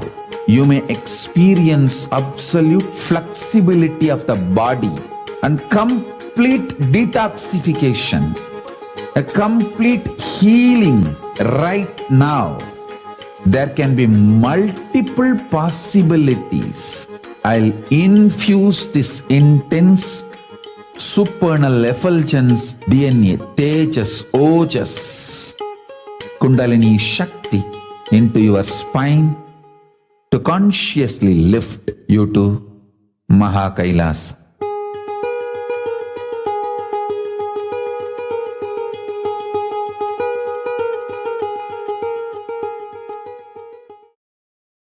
A more intelligently connected world leads to a brighter future. An enlightened humanity leads to a better world. During the Paramashivam program, we help people to discover their superhuman possibilities and help them to find and achieve the true purpose of their birth by giving them the techniques, practices, and methodologies from the Vedagamas, the original source scriptures of Hinduism. The Supreme Pontiff of Hinduism is reviving the ancient original Vedas and Agamas in all its glory in a user-friendly way for the modern mind. Is transforming human beings into divine beings, reviving, initiating, and replicating the 463 powers from the Agamas revealed by Paramashiva. The Supreme Pontiff of Hinduism is not just giving solutions for every problem man faces, but is making them irrelevant to their lives by transforming human beings into divine beings. Listen, any argument presented by your mind, body, your present reality to establish you are not Paramashiva. You are not omniscient, omnipotent, omnipresent. Anything presented to prove you are not Paramashiva is illegitimate. Decide this. This is super determinism. Understand? Anything you declare as illegitimate will lose power over you, will die in few days, few minutes, maybe in few weeks, whatever few days it takes. It will not have power over you. Understand, this is the method for sudden enlightenment. This is the method for sudden enlightenment. It happens by the Shaktipada. Here Paramashiva is sitting to tell you all, you are Paramashiva, you are me, with Shaktipada and Shaktinipada. The Dvitiya Vijnasa Krama is an extensive and thorough yoga sequence to prepare your body to receive the experience being given by the Supreme Founder of Hinduism. Through the yoga, which is aligned as per the source scriptures laid down by Paramashiva and the Agamas, you break all the impossibility in your body and in turn break the very cognition of impossibility. The program leads you to go beyond your human frame and limiting human ideas, which prevents you from living your highest possibility. I will reach you wherever you are, whichever corner of the world you may be. I will reach you with enlightenment. I tell you, I am not here to prove I am God, I am here to prove you are God. Don't wait to become divine. Register now at paramashivoham.org. A more intelligently connected world.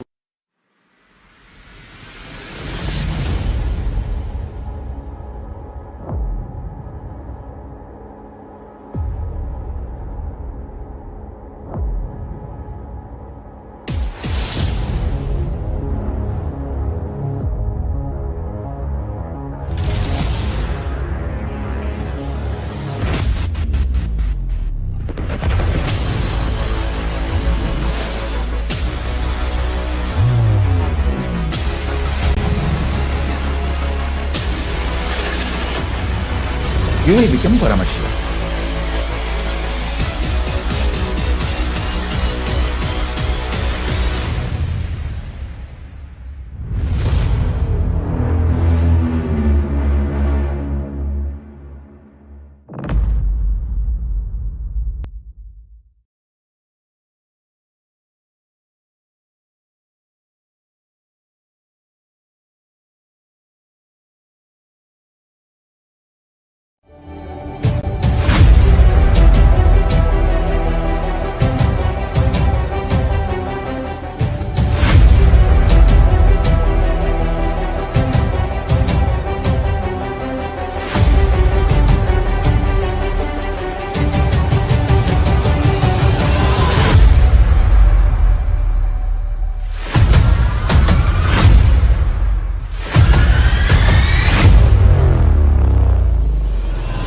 Whatever I shared till now, condensing the whole thing and reviving it as experience, starting from completion, unclutching, power manifestation, the spaciousness, your body, your present reality, to establish you are not Paramashiva. You are not omniscient, omnipotent, omnipresent. anything presented to prove you are not Paramashiva is illegitimate. Decide this. This is super determinism. Understand? Anything you declare as illegitimate will lose power over you, will die in few days, few minutes, maybe in few weeks, whatever few days it takes. It will not have power over you. Understand, this is the method for sudden enlightenment. This is the method for sudden enlightenment. It happens by the Shaktipada. Here Paramashiva is sitting to tell you all, you are Paramashiva, you are me, with Shaktipada and Shaktinipada. The Dvitiya Vijnasa Krama is an extensive and thorough yoga sequence to prepare your body to receive the experience being given by the Supreme Founder of Hinduism. Through the yoga, which is aligned as per the source scriptures laid down by Paramashiva and the Agamas, you break all the impossibility in your body and in turn break the very cognition of impossibility. The program leads you to go beyond your human frame and limiting human ideas, which prevents you from living your highest possibility. I will reach you wherever you are, whichever corner of the world you may be. I will reach you with enlightenment. Again I tell you, I am not here to prove I am God, I am here to prove you are God. Don't wait to become divine. Register now at paramashivoham.org.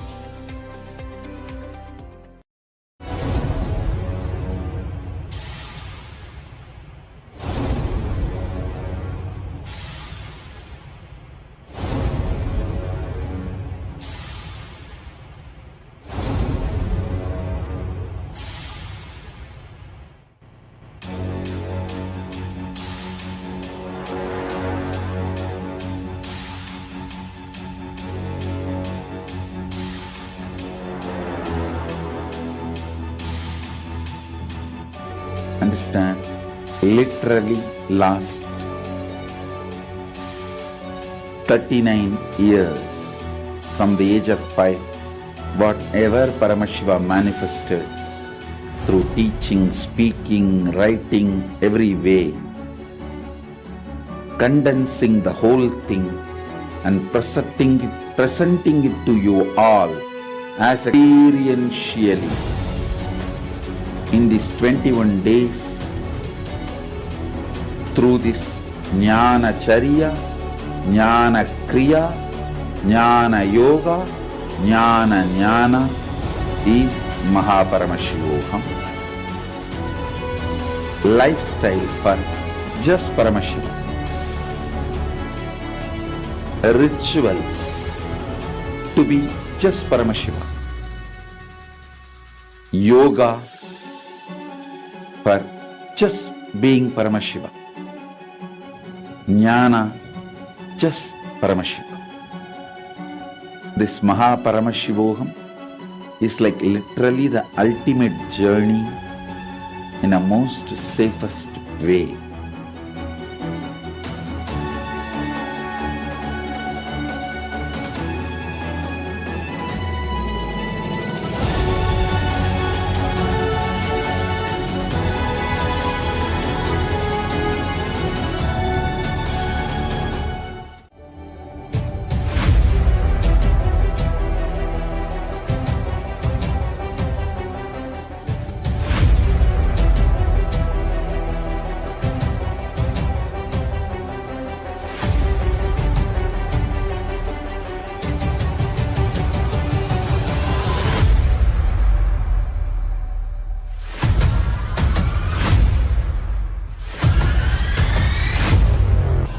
Whatever I shared till now, condensing the whole thing and reviving it as experience.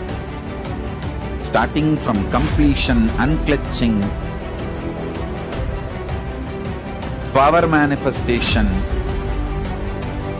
the states of consciousness, and the planes, multiple planes, everything.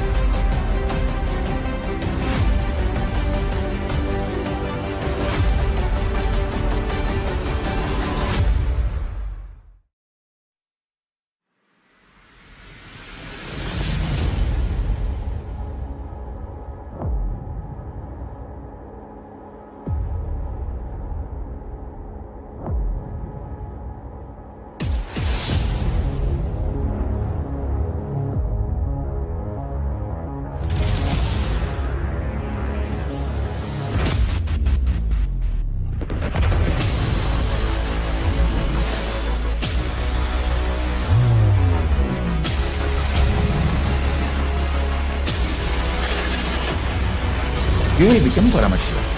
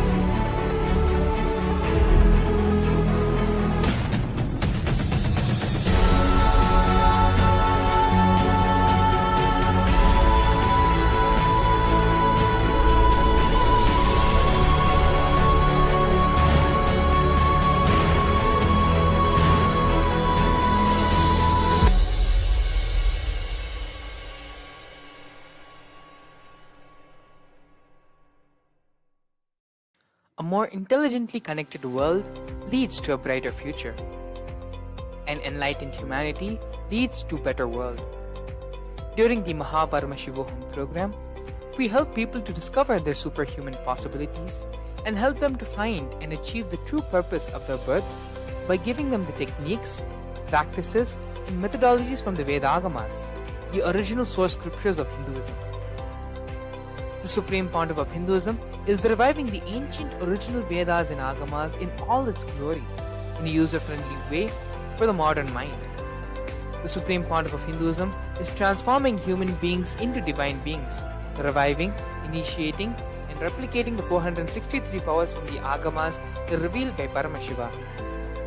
The Supreme Pontiff of Hinduism is not just giving solutions for every problem man faces, but is making them irrelevant to their lives by transforming human beings into divine beings. Listen. Any argument presented by your mind, body, your present reality to establish you are not Paramashiva. You are not omniscient, omnipotent, omnipresent. Anything presented to prove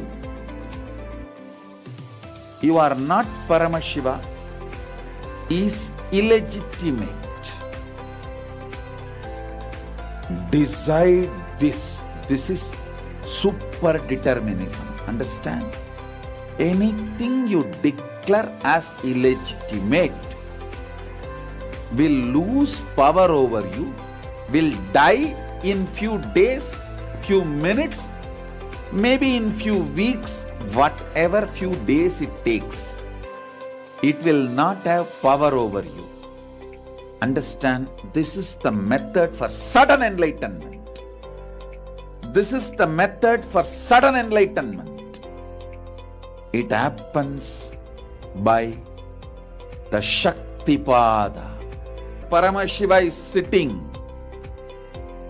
to tell you all, you are Paramashiva, you are me, with Shaktipada and Shaktinipada. The Dvitiya Vijnasa Krama is an extensive and thorough yoga sequence to prepare your body to receive the experience being given by the Supreme Founder of Hinduism. Through the yoga, which is aligned as per the source scriptures laid down by Paramashiva and the Agamas, you break all the impossibility in your body and in turn break the very cognition of impossibility. The program leads you to go beyond your human frame and limiting human ideas, which prevents you from living your highest possibility. I will reach you wherever you are, whichever corner of the world you may be.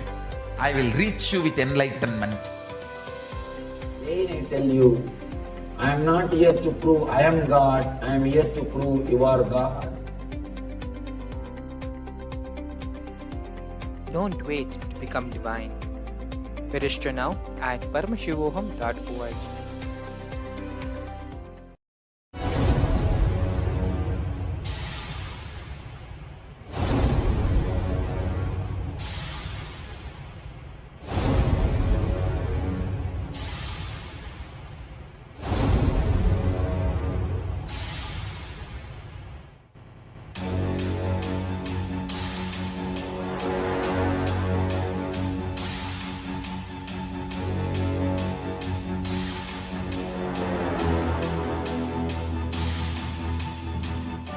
Understand?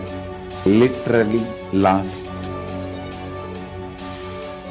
39 years from the age of 5, whatever Paramashiva manifested through teaching, speaking, writing, every way, condensing the whole thing and presenting it to you all as experientially in these 21 days through this Jnana Charya, Jnana Kriya, Jnana Yoga, Jnana is Mahaparamashivoham. Lifestyle for just Paramashiva. Rituals to be just Paramashiva. Yoga for just being Paramashiva. Jnana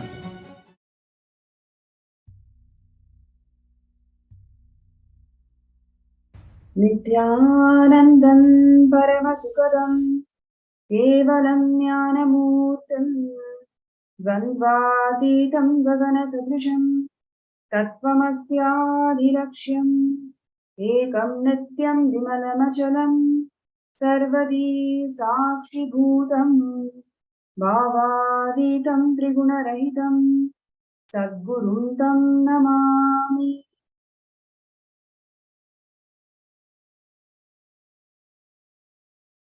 Nithyanandam, I welcome all the viewers and participants around the world for this excellent Bhava Samadhi Darshans that all of us are experiencing and manifesting.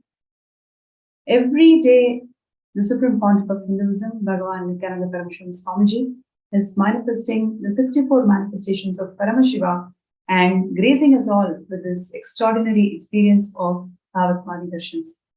And today, before we get into the darshan, we're going to be having one of the very important contributions of Kailasa, bringing intellectual legitimacy to Hinduism.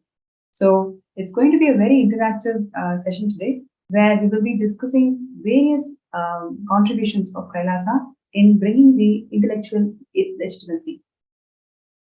So before we get into the details of this show today, I would like to first briefly describe where do we stand today and why it is very important for us to understand the intellectual legitimacy of Hinduism.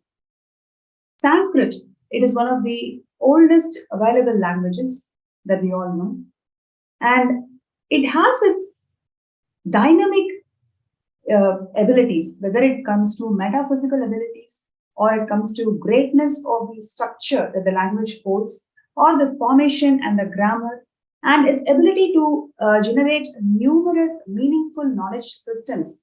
All of these components forms and makes Sanskrit as something which is extraordinary contribution of Hinduism to the world today.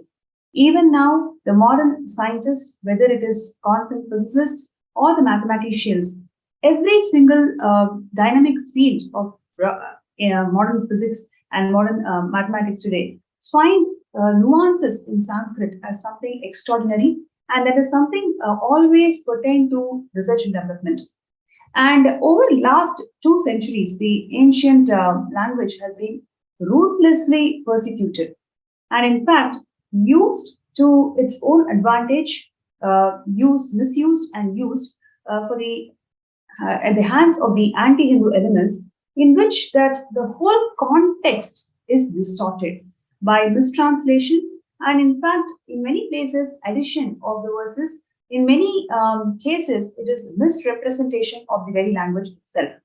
So it is by large being abused by the Western Orientalists and also Dravidians, anti-foreigners, who has literally persecuted the entire language and used this as a powerful weapon to attack the intellectual abilities or the intellectual foreground of Hinduism. And today's segment, we are going to see how Kailasa, the supreme pontiff of Hinduism, Swamiji, has immensely contributed in terms of bringing back the intellectual legitimacy of Hinduism, and how by attacking this intellectual component of Hinduism, literally you can see that how Hindus are suffering from this double genocide effect, in a way that you do not even know that you are getting persecuted. You start believing the lies that's been always spread by anti-Hindu elements. For us to be in this double-blind genocide effect, attacking the intellectual component of Hinduism has always played as a very important tool at the hands of anti-Hindus. And today's segment, we're going to be seeing a lot more facts and a lot more details on how the whole intellectual terrorism had happened in Hinduism. And in today's segment, we will be also having some very interesting speakers who has immense experience in terms of learning Shastras or being involved in the various Hindu activist groups, where you can voice and talk about these persecution, and at the same time they are immensely enriched by Swamiji's grace and Swamiji's contributions of Kailasa, and they're already part of Seven Vipita. So we'll be having very interesting new points coming up from these speakers as well. And firstly, today's show will be focusing on 2 important components. First component is Manusmriti, which is the most abused scripture in the world, in fact. And number 2 is the social systems, Hindu social systems, which is Varnashrama Dharma. So how these 2 components, let's take examples of these 2, and we will see in detail how these are used as weapons by misquoting, misrepresentation, and mistranslation, how these import of Hindu social structure as well as Hindu constitution is being abused to make this double genocide of Hindus being really prevalent. Now, firstly, we'll talk about Manusmriti. Manusmriti is one of the most abused scripture in the world, and it forms the constitution of Kailasa also. Swamiji has told that Manusmriti and 32 Ardhana Shastras will form the very basis of the constitution.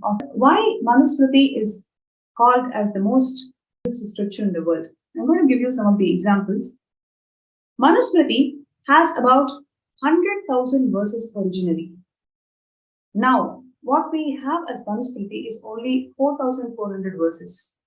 You can see the huge gap in terms of how Manusmriti was presented originally by Manu and what we have today.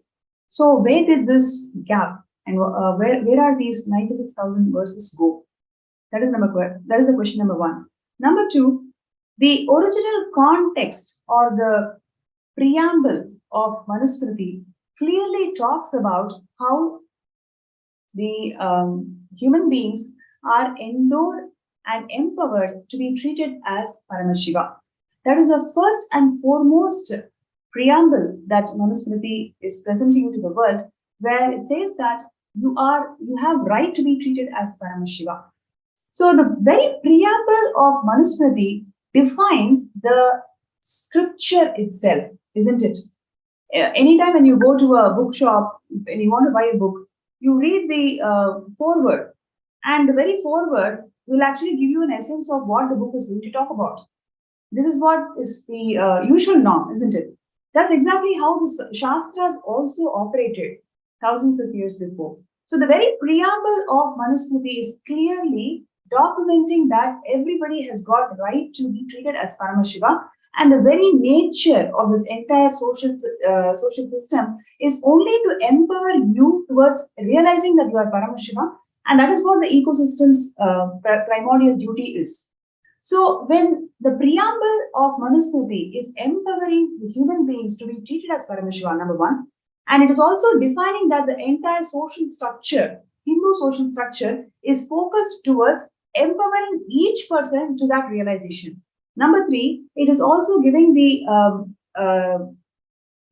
idea that it is living enlightenment that is the purpose of life. So all these three things are very clearly stated in the preamble of Manusmriti, so which actually sets the tone of that entire scripture.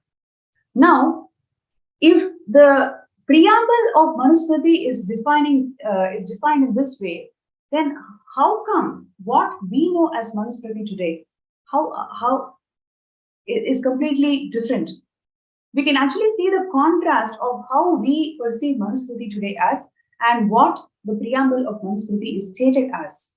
Today, we know Manusmriti as a scripture that actually discriminates women.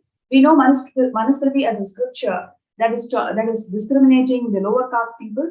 We know Manusmriti as a scripture which denies every right that the woman has. In fact, it talks about women should be under the protection of man. From the birth till the death, she should always be under man. These are some of the violently mistranslated quotes of Manusmriti, which makes us feel that, is this for real? How come Hinduism is actually making people as slaves, especially women and the lower caste people? So we Hindus lost trust in social structure. We Hindus lost trust in the way women is treated in the society. We Hindus lost trust in the entire ecosystem that Manu had actually empowered the humanity with. That's because of this gross misrepresentation and gross mistranslation that has occurred over the last 2 centuries, which led to this destruction of the entire intellectual understanding about Hinduism. The very preamble of Manusmriti is empowering each and every human being as Paramashiva, while what we have today as the mistranslated text is completely distorted. In fact, it gives rise to a hate speech against the very sacred scripture itself.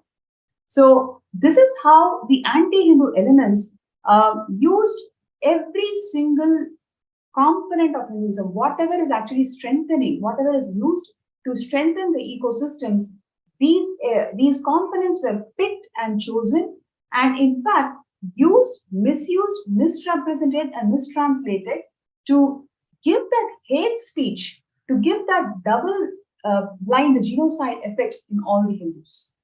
So now we have, now I'm going to request all the viewers out there, you can post your comments. You can post your comments in the YouTube chat. What do you feel about this very fact that how Manusmriti is empowering the humanity with, and how it is being treated and misused today? How do you all feel about it? Because the very facts, if you just take the facts of it, you can see how both are extreme corners. But what is presented to today's Hindus is something very, very different, which makes us feel that we have been cheated for last few centuries without even giving the real understanding of what our Shastras talk about. So I request all the viewers and participants today you can post your feedback, your comments, and how do you feel about this in the Facebook group. And all the YouTube viewers, you can actually post that in the YouTube chat.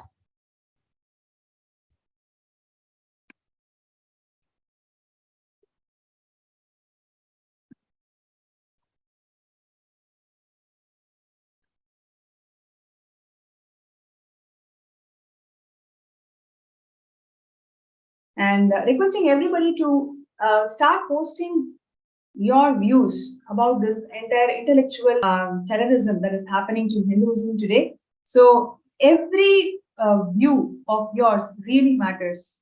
Please understand, if you are part of Kailasa, if you're already part of Swamiji's programs, if you're already a disciple of Swamiji, then you are a Hindu activist. You are the true Hindu activist.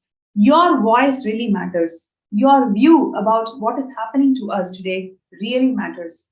So I request everybody who's listening to the session, who's listening to the program, to please post your views. What do you really feel about it? Just to know the fact that one of the most abused scripture is actually one of the most misrepresented scripture in the world.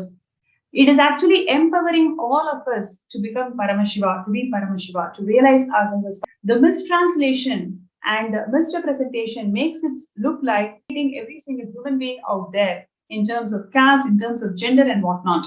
So this gross injustice that is being incurred to our scriptures, what do you all feel? And your view really matters here. So I request everybody to take few minutes to post your understandings and whatever you feel, please post that in the chat. Sorry, not in the chat, in the FB group. So you can see there is a QR code that's been flashed on the screen. So you can scan the QR code and it directly leads you to FB group. And in the FB group, you can post your feedback and your thoughts.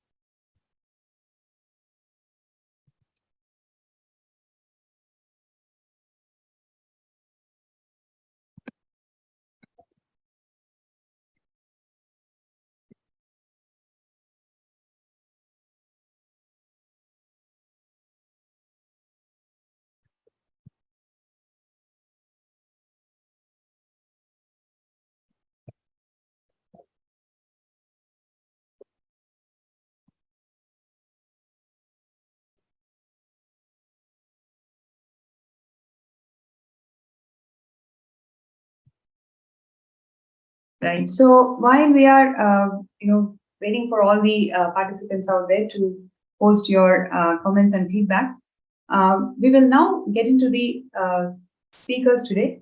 So the first speaker who we have today is Shantidas Ayya, and so I welcome Shantidas Ayya to the show today. Nithyananda Ayya.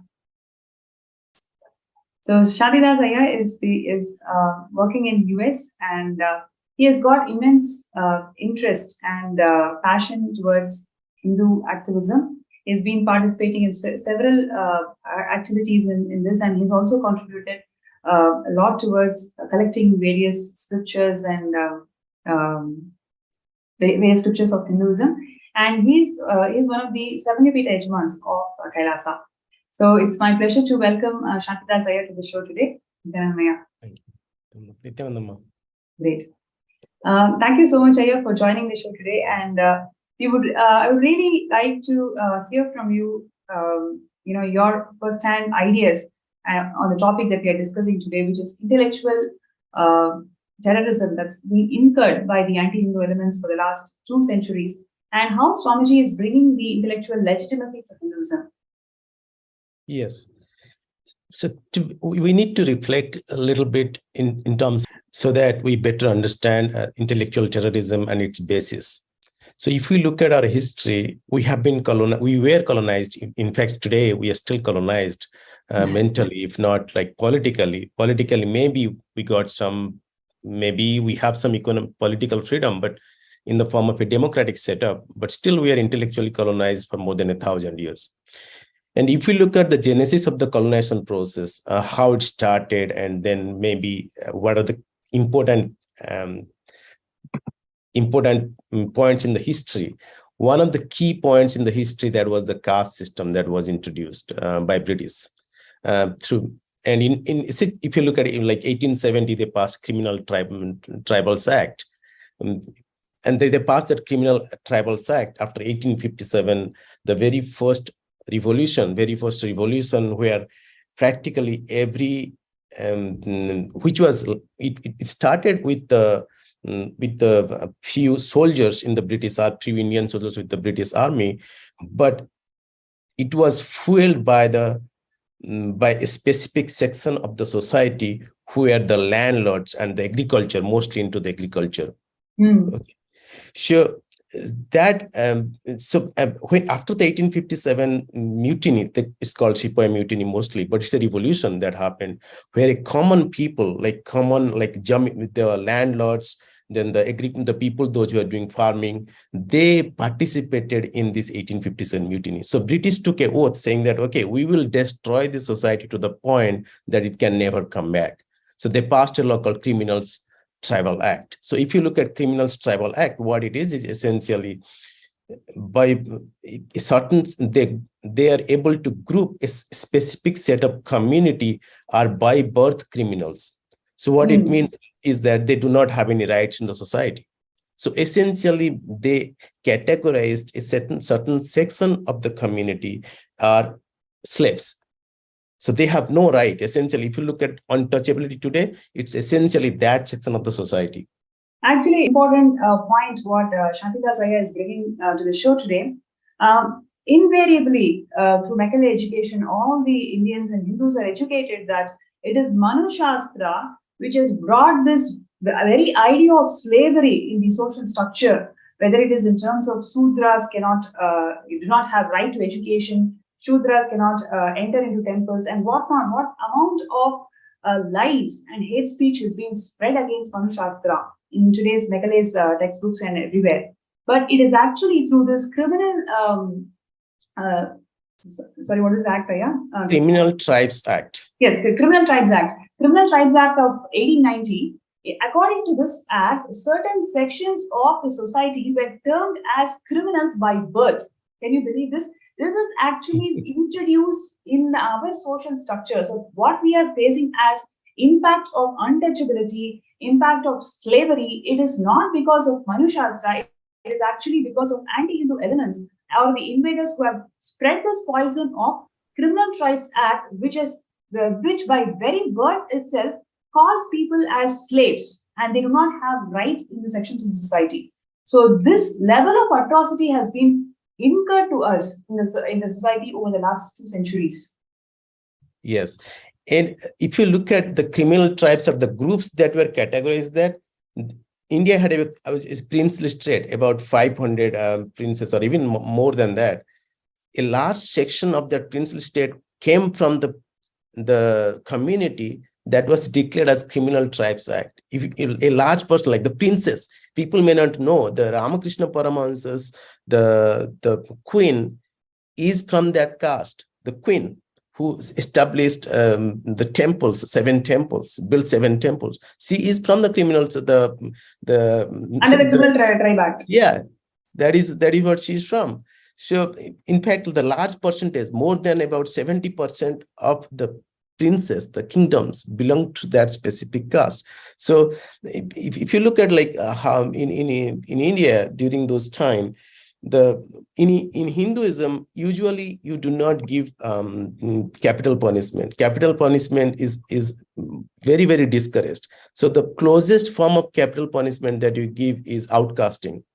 So outcasting is essentially equivalent to you basically outcast them, and it was essentially this section of the people were outcasted from the society. So nobody can. They were untouchable. In fact, it was mostly like slaves in USA, the way the British or the whites brought in slavery into USA. The same thing happened there.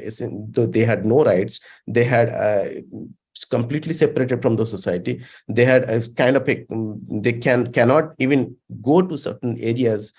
As soon as they go, they'll be prosecuted. They'll be put behind bars and things like that. So if you look at it, the Dalits, today's Dalits or any communities that we talk about essentially comes from that group. And again, the second thing they did is that they tried to group the Varna and Jati to 4 different caste, hierarchical caste, which is not there. In fact, the very first time they introduced this, people fought about saying that I do not belong to this because it doesn't make any sense to me. Because so essentially, every community will have different, like, let's say that they do it based on some specific formula. Nobody could fit into that formula, so there was so much of chaos around it. So they force fitted that, and they tied that into the specific government schemes, so that it is enforced in every aspect of the society. That's what they did. That's the very first thing they did. Wow.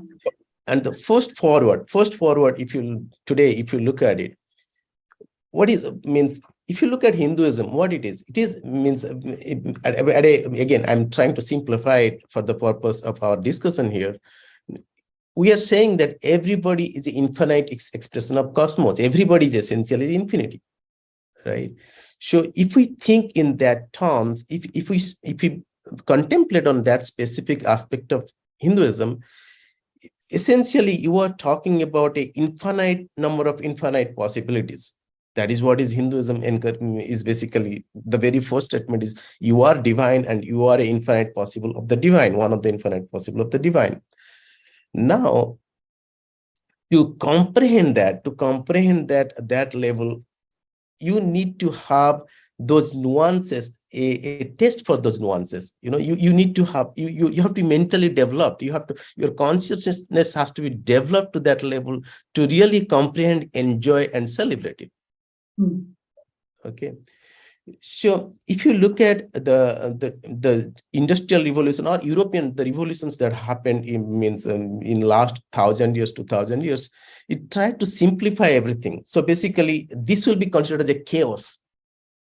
Okay, this infinite of infinite will be considered as a chaos. So that's because they could not comprehend in their binary logic. Yes. We don't understand consciousness, we don't understand multidimensional logic, which is exactly what Swamiji is reviving, through all these programs and initiatives. And Satsang, Swamiji is bringing back that very mental setup of Hindus, which can think beyond this binary. See, one of the things that Swamiji recently shared was there is nothing called box is a hoax, and growth is always. Swamiji shared that box is a hoax. Growth is never linear. It is only vertical, and growth is explosion and positive explosion. So this is the very mental setup of Hindus, and that is exactly what Swamiji is reviving through various programs, initiatives, and initiations. Again and again, bringing us that legitimacy of Hinduism, intellectual legitimacy of Hinduism. Yes, ma. So essentially, I would like to just add, welcome Dr. Murali also to this panel now, because he is very interested to share his thoughts on the same topic that you were sharing about the Criminal Tribes Act. So I thought, maybe this is the best time to add Dr. Murali also to this show. Nithyananda Murali, yeah. So, dear viewers, we have Dr. Murali joining us in this panel now. So he's a Hindu activist. He used to be a Hindu activist, and now he's a real Hindu activist. Been writing many articles about the Hindu persecution and how Hinduism is destroyed in society today in various portals and various online avenues. And he's also a Sarvangapita manifested. And he has joined in the session today, and he has lots of things to share about the topic that we are discussing now. Nithyananda. So yeah, I mean, this used to be and still is one of my a topic of great interest, because I've been writing about this for a very long time, actually, so recently, you would have heard about this portal called ChatGPT, which is an artificial intelligence search engine. Which actually gives answers for questions you put across, including writing code for you and things like that. So it does a lot of fascinating things. It's a great tool, but it also exposes the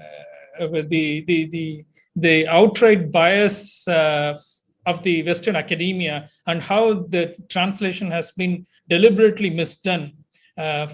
For example, you can basically ask questions to it and it would answer. So I would ask Smriti, which was the verse which actually says that caste is by and varna is by birth.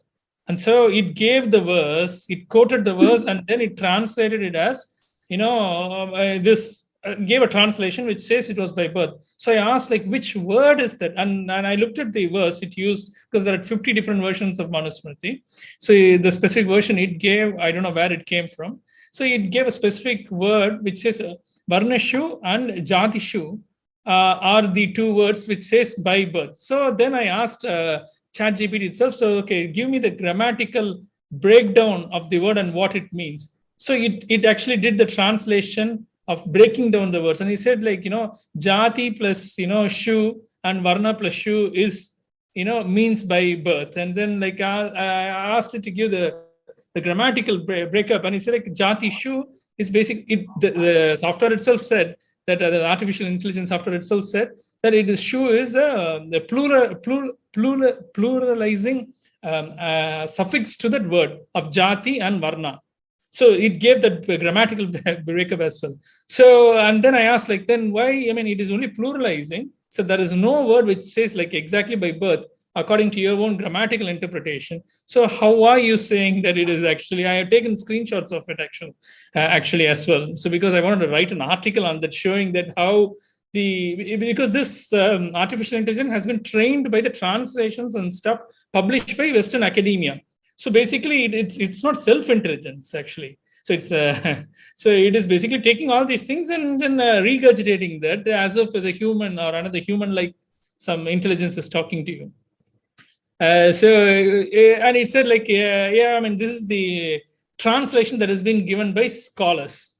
So I'm just giving the same interpretation. So that is what it is. Basically exposed how Western academia and how they are doing this kind of mistranslation. I've seen similar things across the thing. In fact, they will drop words. Here, they've added words which didn't exist in the original verse in the translation better. You can even remotely say that. Shu isn't suffix to make the word. Say, for example, instead of saying jati, you want to say jatis in English, right? So it's jati shu or varna shu. In fact, many of this Manusmriti doesn't even have the word versions available. There doesn't even have the word jati at all anywhere. So only the word that exists is varna. Again, another thing is, like, it explicitly says from chapter 9 where they talk, where Manu talks about all these even classifications and what are the rules that has to be followed between the interaction between the different groups, comes from chapter 9, which starts explicitly by saying that these are the rules for the periods of exigencies, which means periods of emergencies. And in fact, Kane, who's one of the experts in Dharma Shastra, in all translations, in almost all versions of Manusmriti, this is there explicitly from chapter 9. But including our own people, Kane is an Indian Sanskritam expert in Dharma Shastra who wrote the translation, multi-volume, 13 volumes, I think, of all the different Dharma Shastras.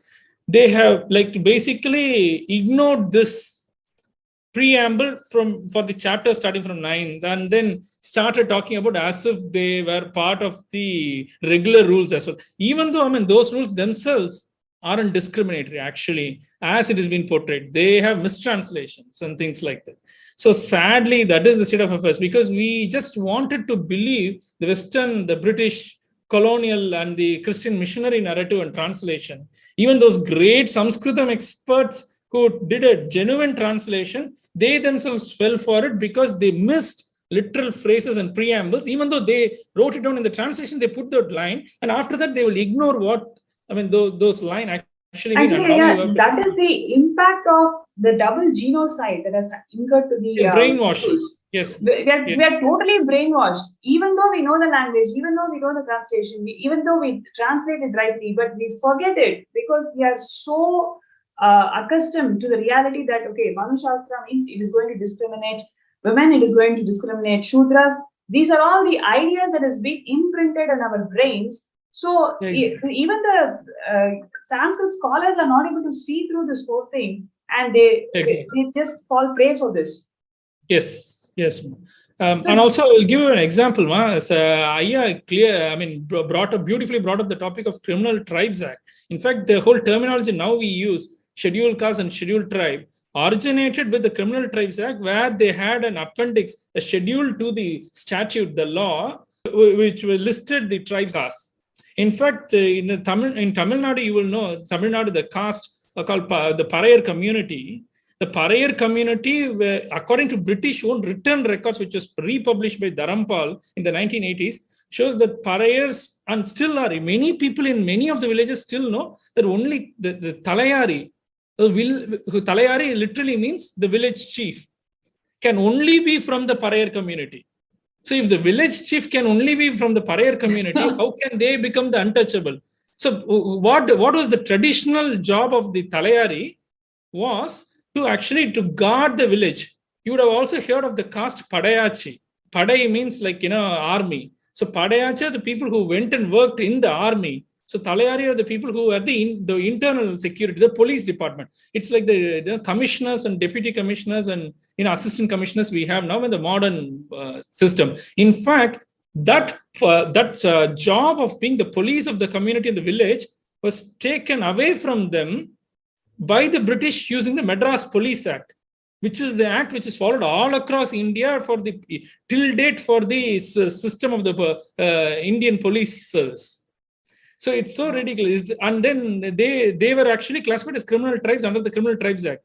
The reason being that because they were the people after the Padayachi community, because they were in the army. Once the army was taken over by the British, even while the Indian rulers were there, by deceit, it was the people who would oppose the British interference into the local administration because they were the police. They are the Talayaris. So they were targeted by British and made into untouchable. And when the Criminal Tribes Act came into existence, obviously people stopped associating with themselves because anybody who associates with the criminal will be classified as criminal. Even now the police, right? If you have somebody in your family who had done a crime, they will treat the whole family as of being criminal, and then they will, harass you and things like that. If your neighbor is so, if you talk to them, then they will come and question you. Oh, what is the connection between you and things like that? Especially if those people are from the lower middle class and the economically downtrodden classes. So this is a tactic they still use. So people force themselves to be dissociated because out of fear. And then that practice became untouchability later on. So this was, there is another evidence for it. In fact, there is something called... I would like to jump in here, Dr. Muliye.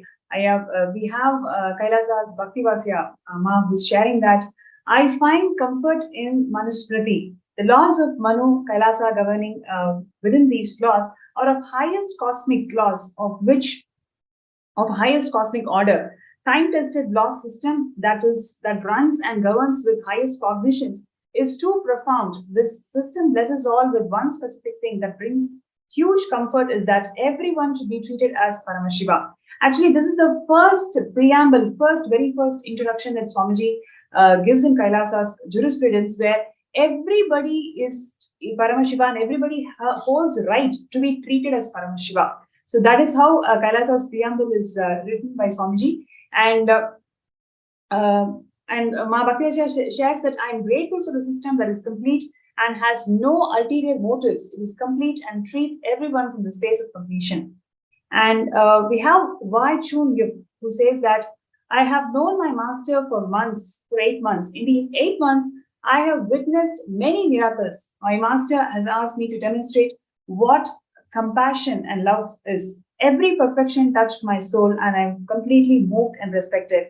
Master is too great. He is the future of mankind. So beautiful. In the lines of what Murali was sharing, I just would like to add a couple of things.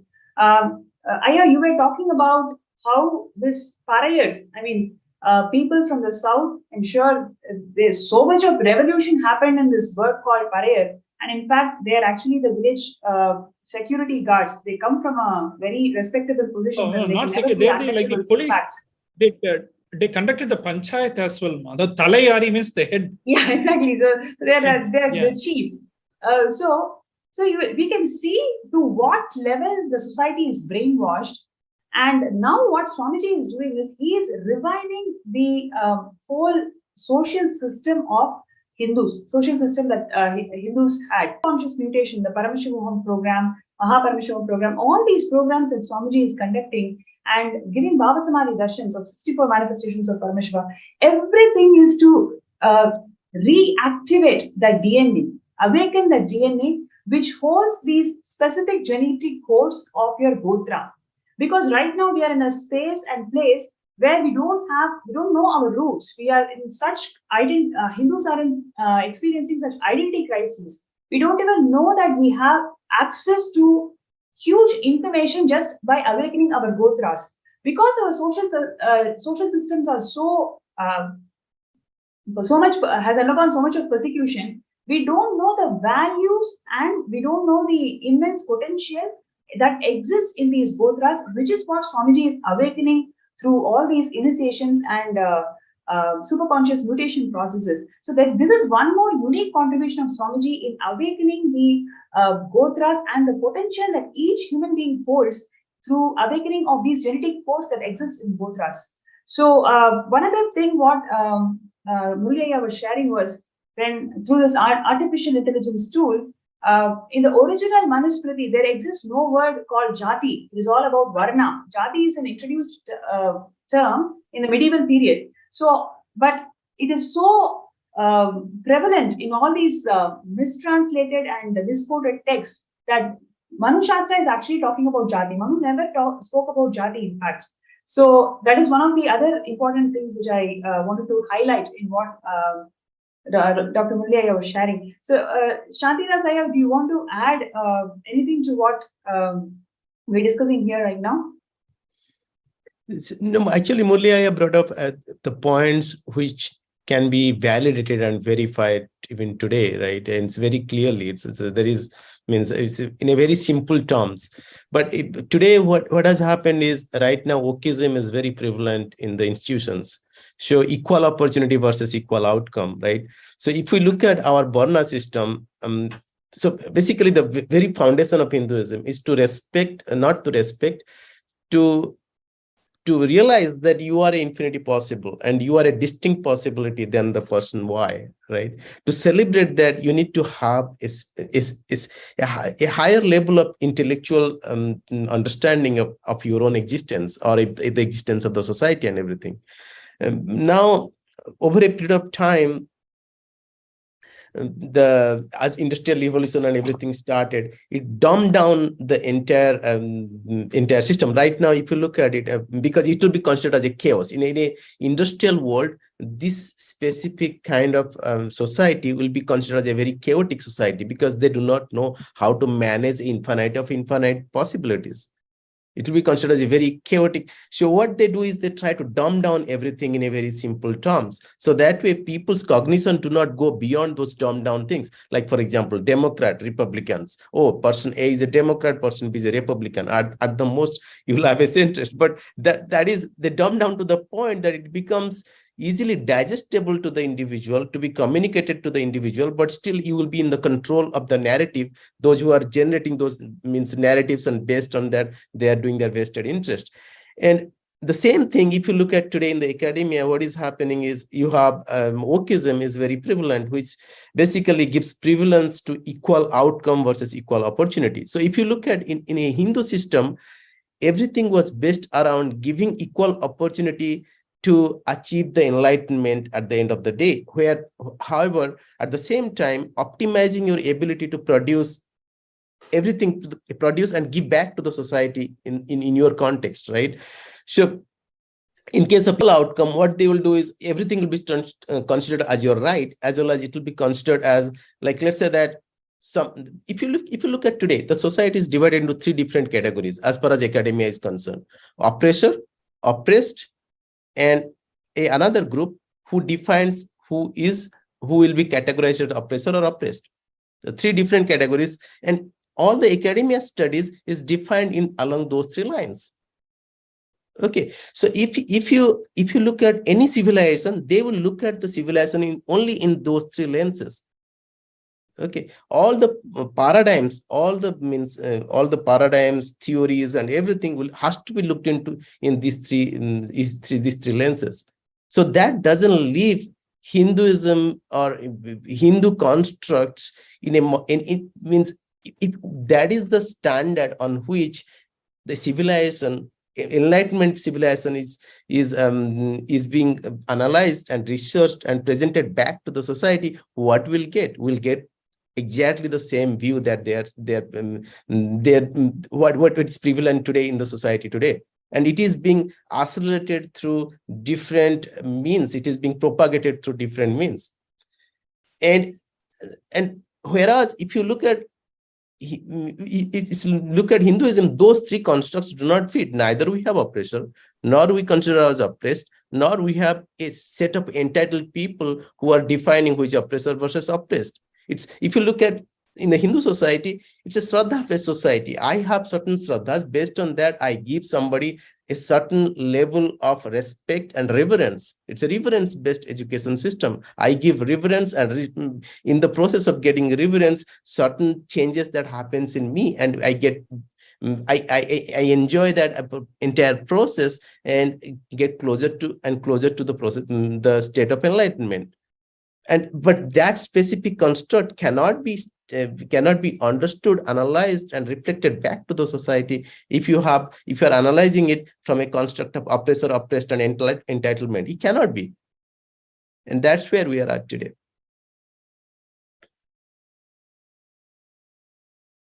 Yes, absolutely.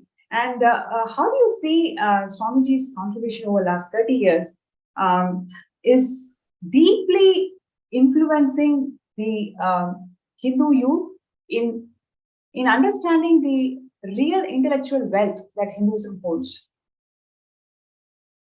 Yes, ma.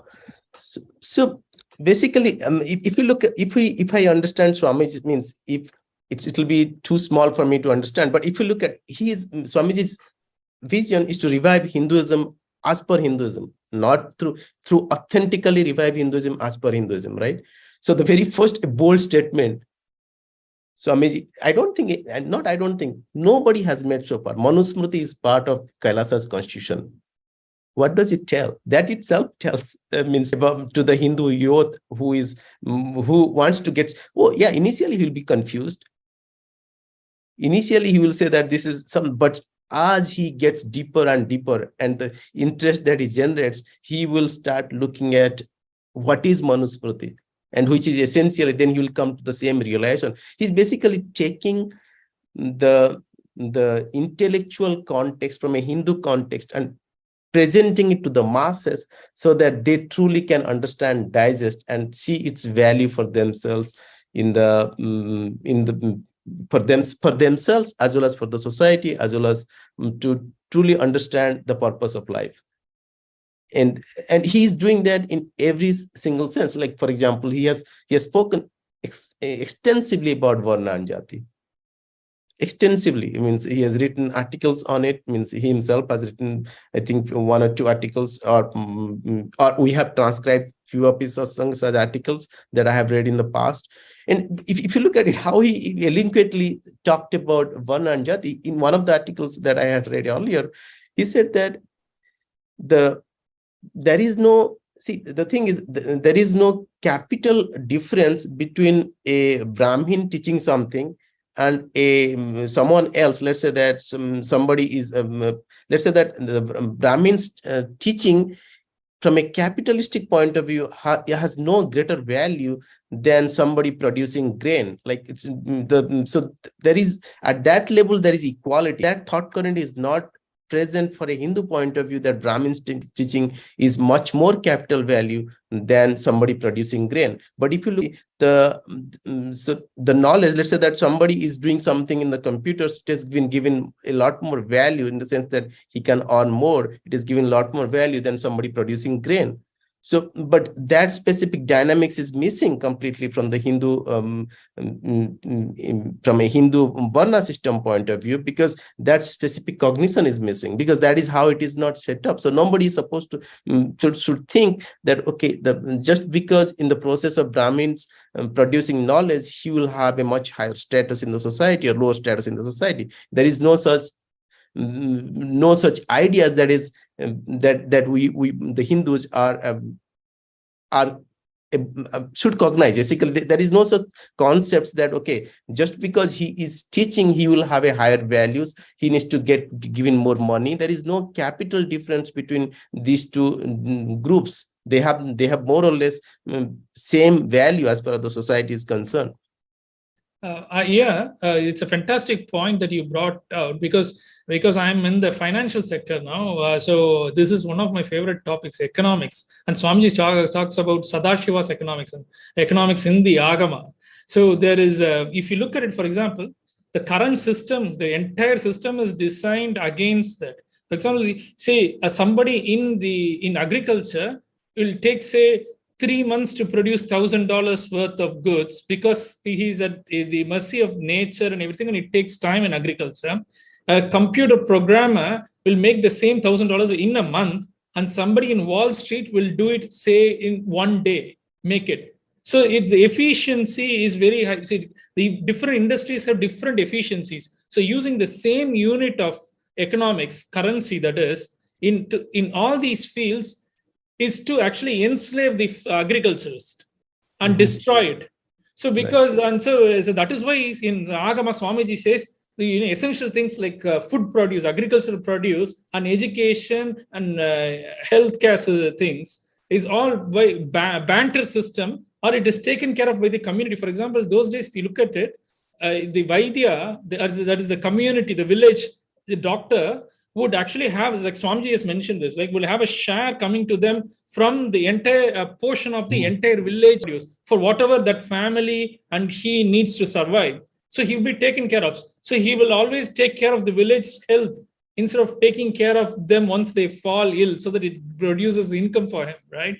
So, and there is no currency there at all. So they will not be running behind currencies. Now, somebody who works as a laborer to Wall Street is running after the same currency. That is why everybody is running after investment, share market, stock market, mutual funds, and things like that. So basically what they have done is the economic system in the West is designed in a way that it makes people run after currency. Otherwise, their whole life and their retirement is insecure. So constantly people are made feel insecure. So, and also then they have this kind of dividing concept, binary concept, like Republican, Democrat. So constantly people fight at all the level, from the level of economics to the level of politics. So they are never at peace, so that you can divide and rule and you can enslave them. So this entire system from politics to economics is set up in a way to divide people, to make them run after basic existential security, so that you can keep them enslaved and keep them, dominate them and keep them divided. So they will fight amongst them. So like, for example, yesterday Swamiji talked about how Tamil people have been made to fight amongst themselves, because by putting them into two different camps, one for the container, which is the language, and another for the content, which is for the culture and civilization. And these two people are fighting. We are fighting amongst ourselves. I'm from a Tamil community. We are fighting amongst ourselves and we are killing ourselves. So in the US, it's even worse. Democrats and the left and right, the left side of your body and the right side of your body is like literally cutting yourself off. I can't even go and look at the comments on a financial website like investing.com. All the time, Democrats and Republicans are literally killing each other off verbally. I really avoid going below. I stopped reading regular news and I never go to regular news sites or anything. Even financial sites, you cannot look at them. Investing.com, what is that for, there for Democrats and Republicans to come and fight? And they like literally kill each other, Actually, it's a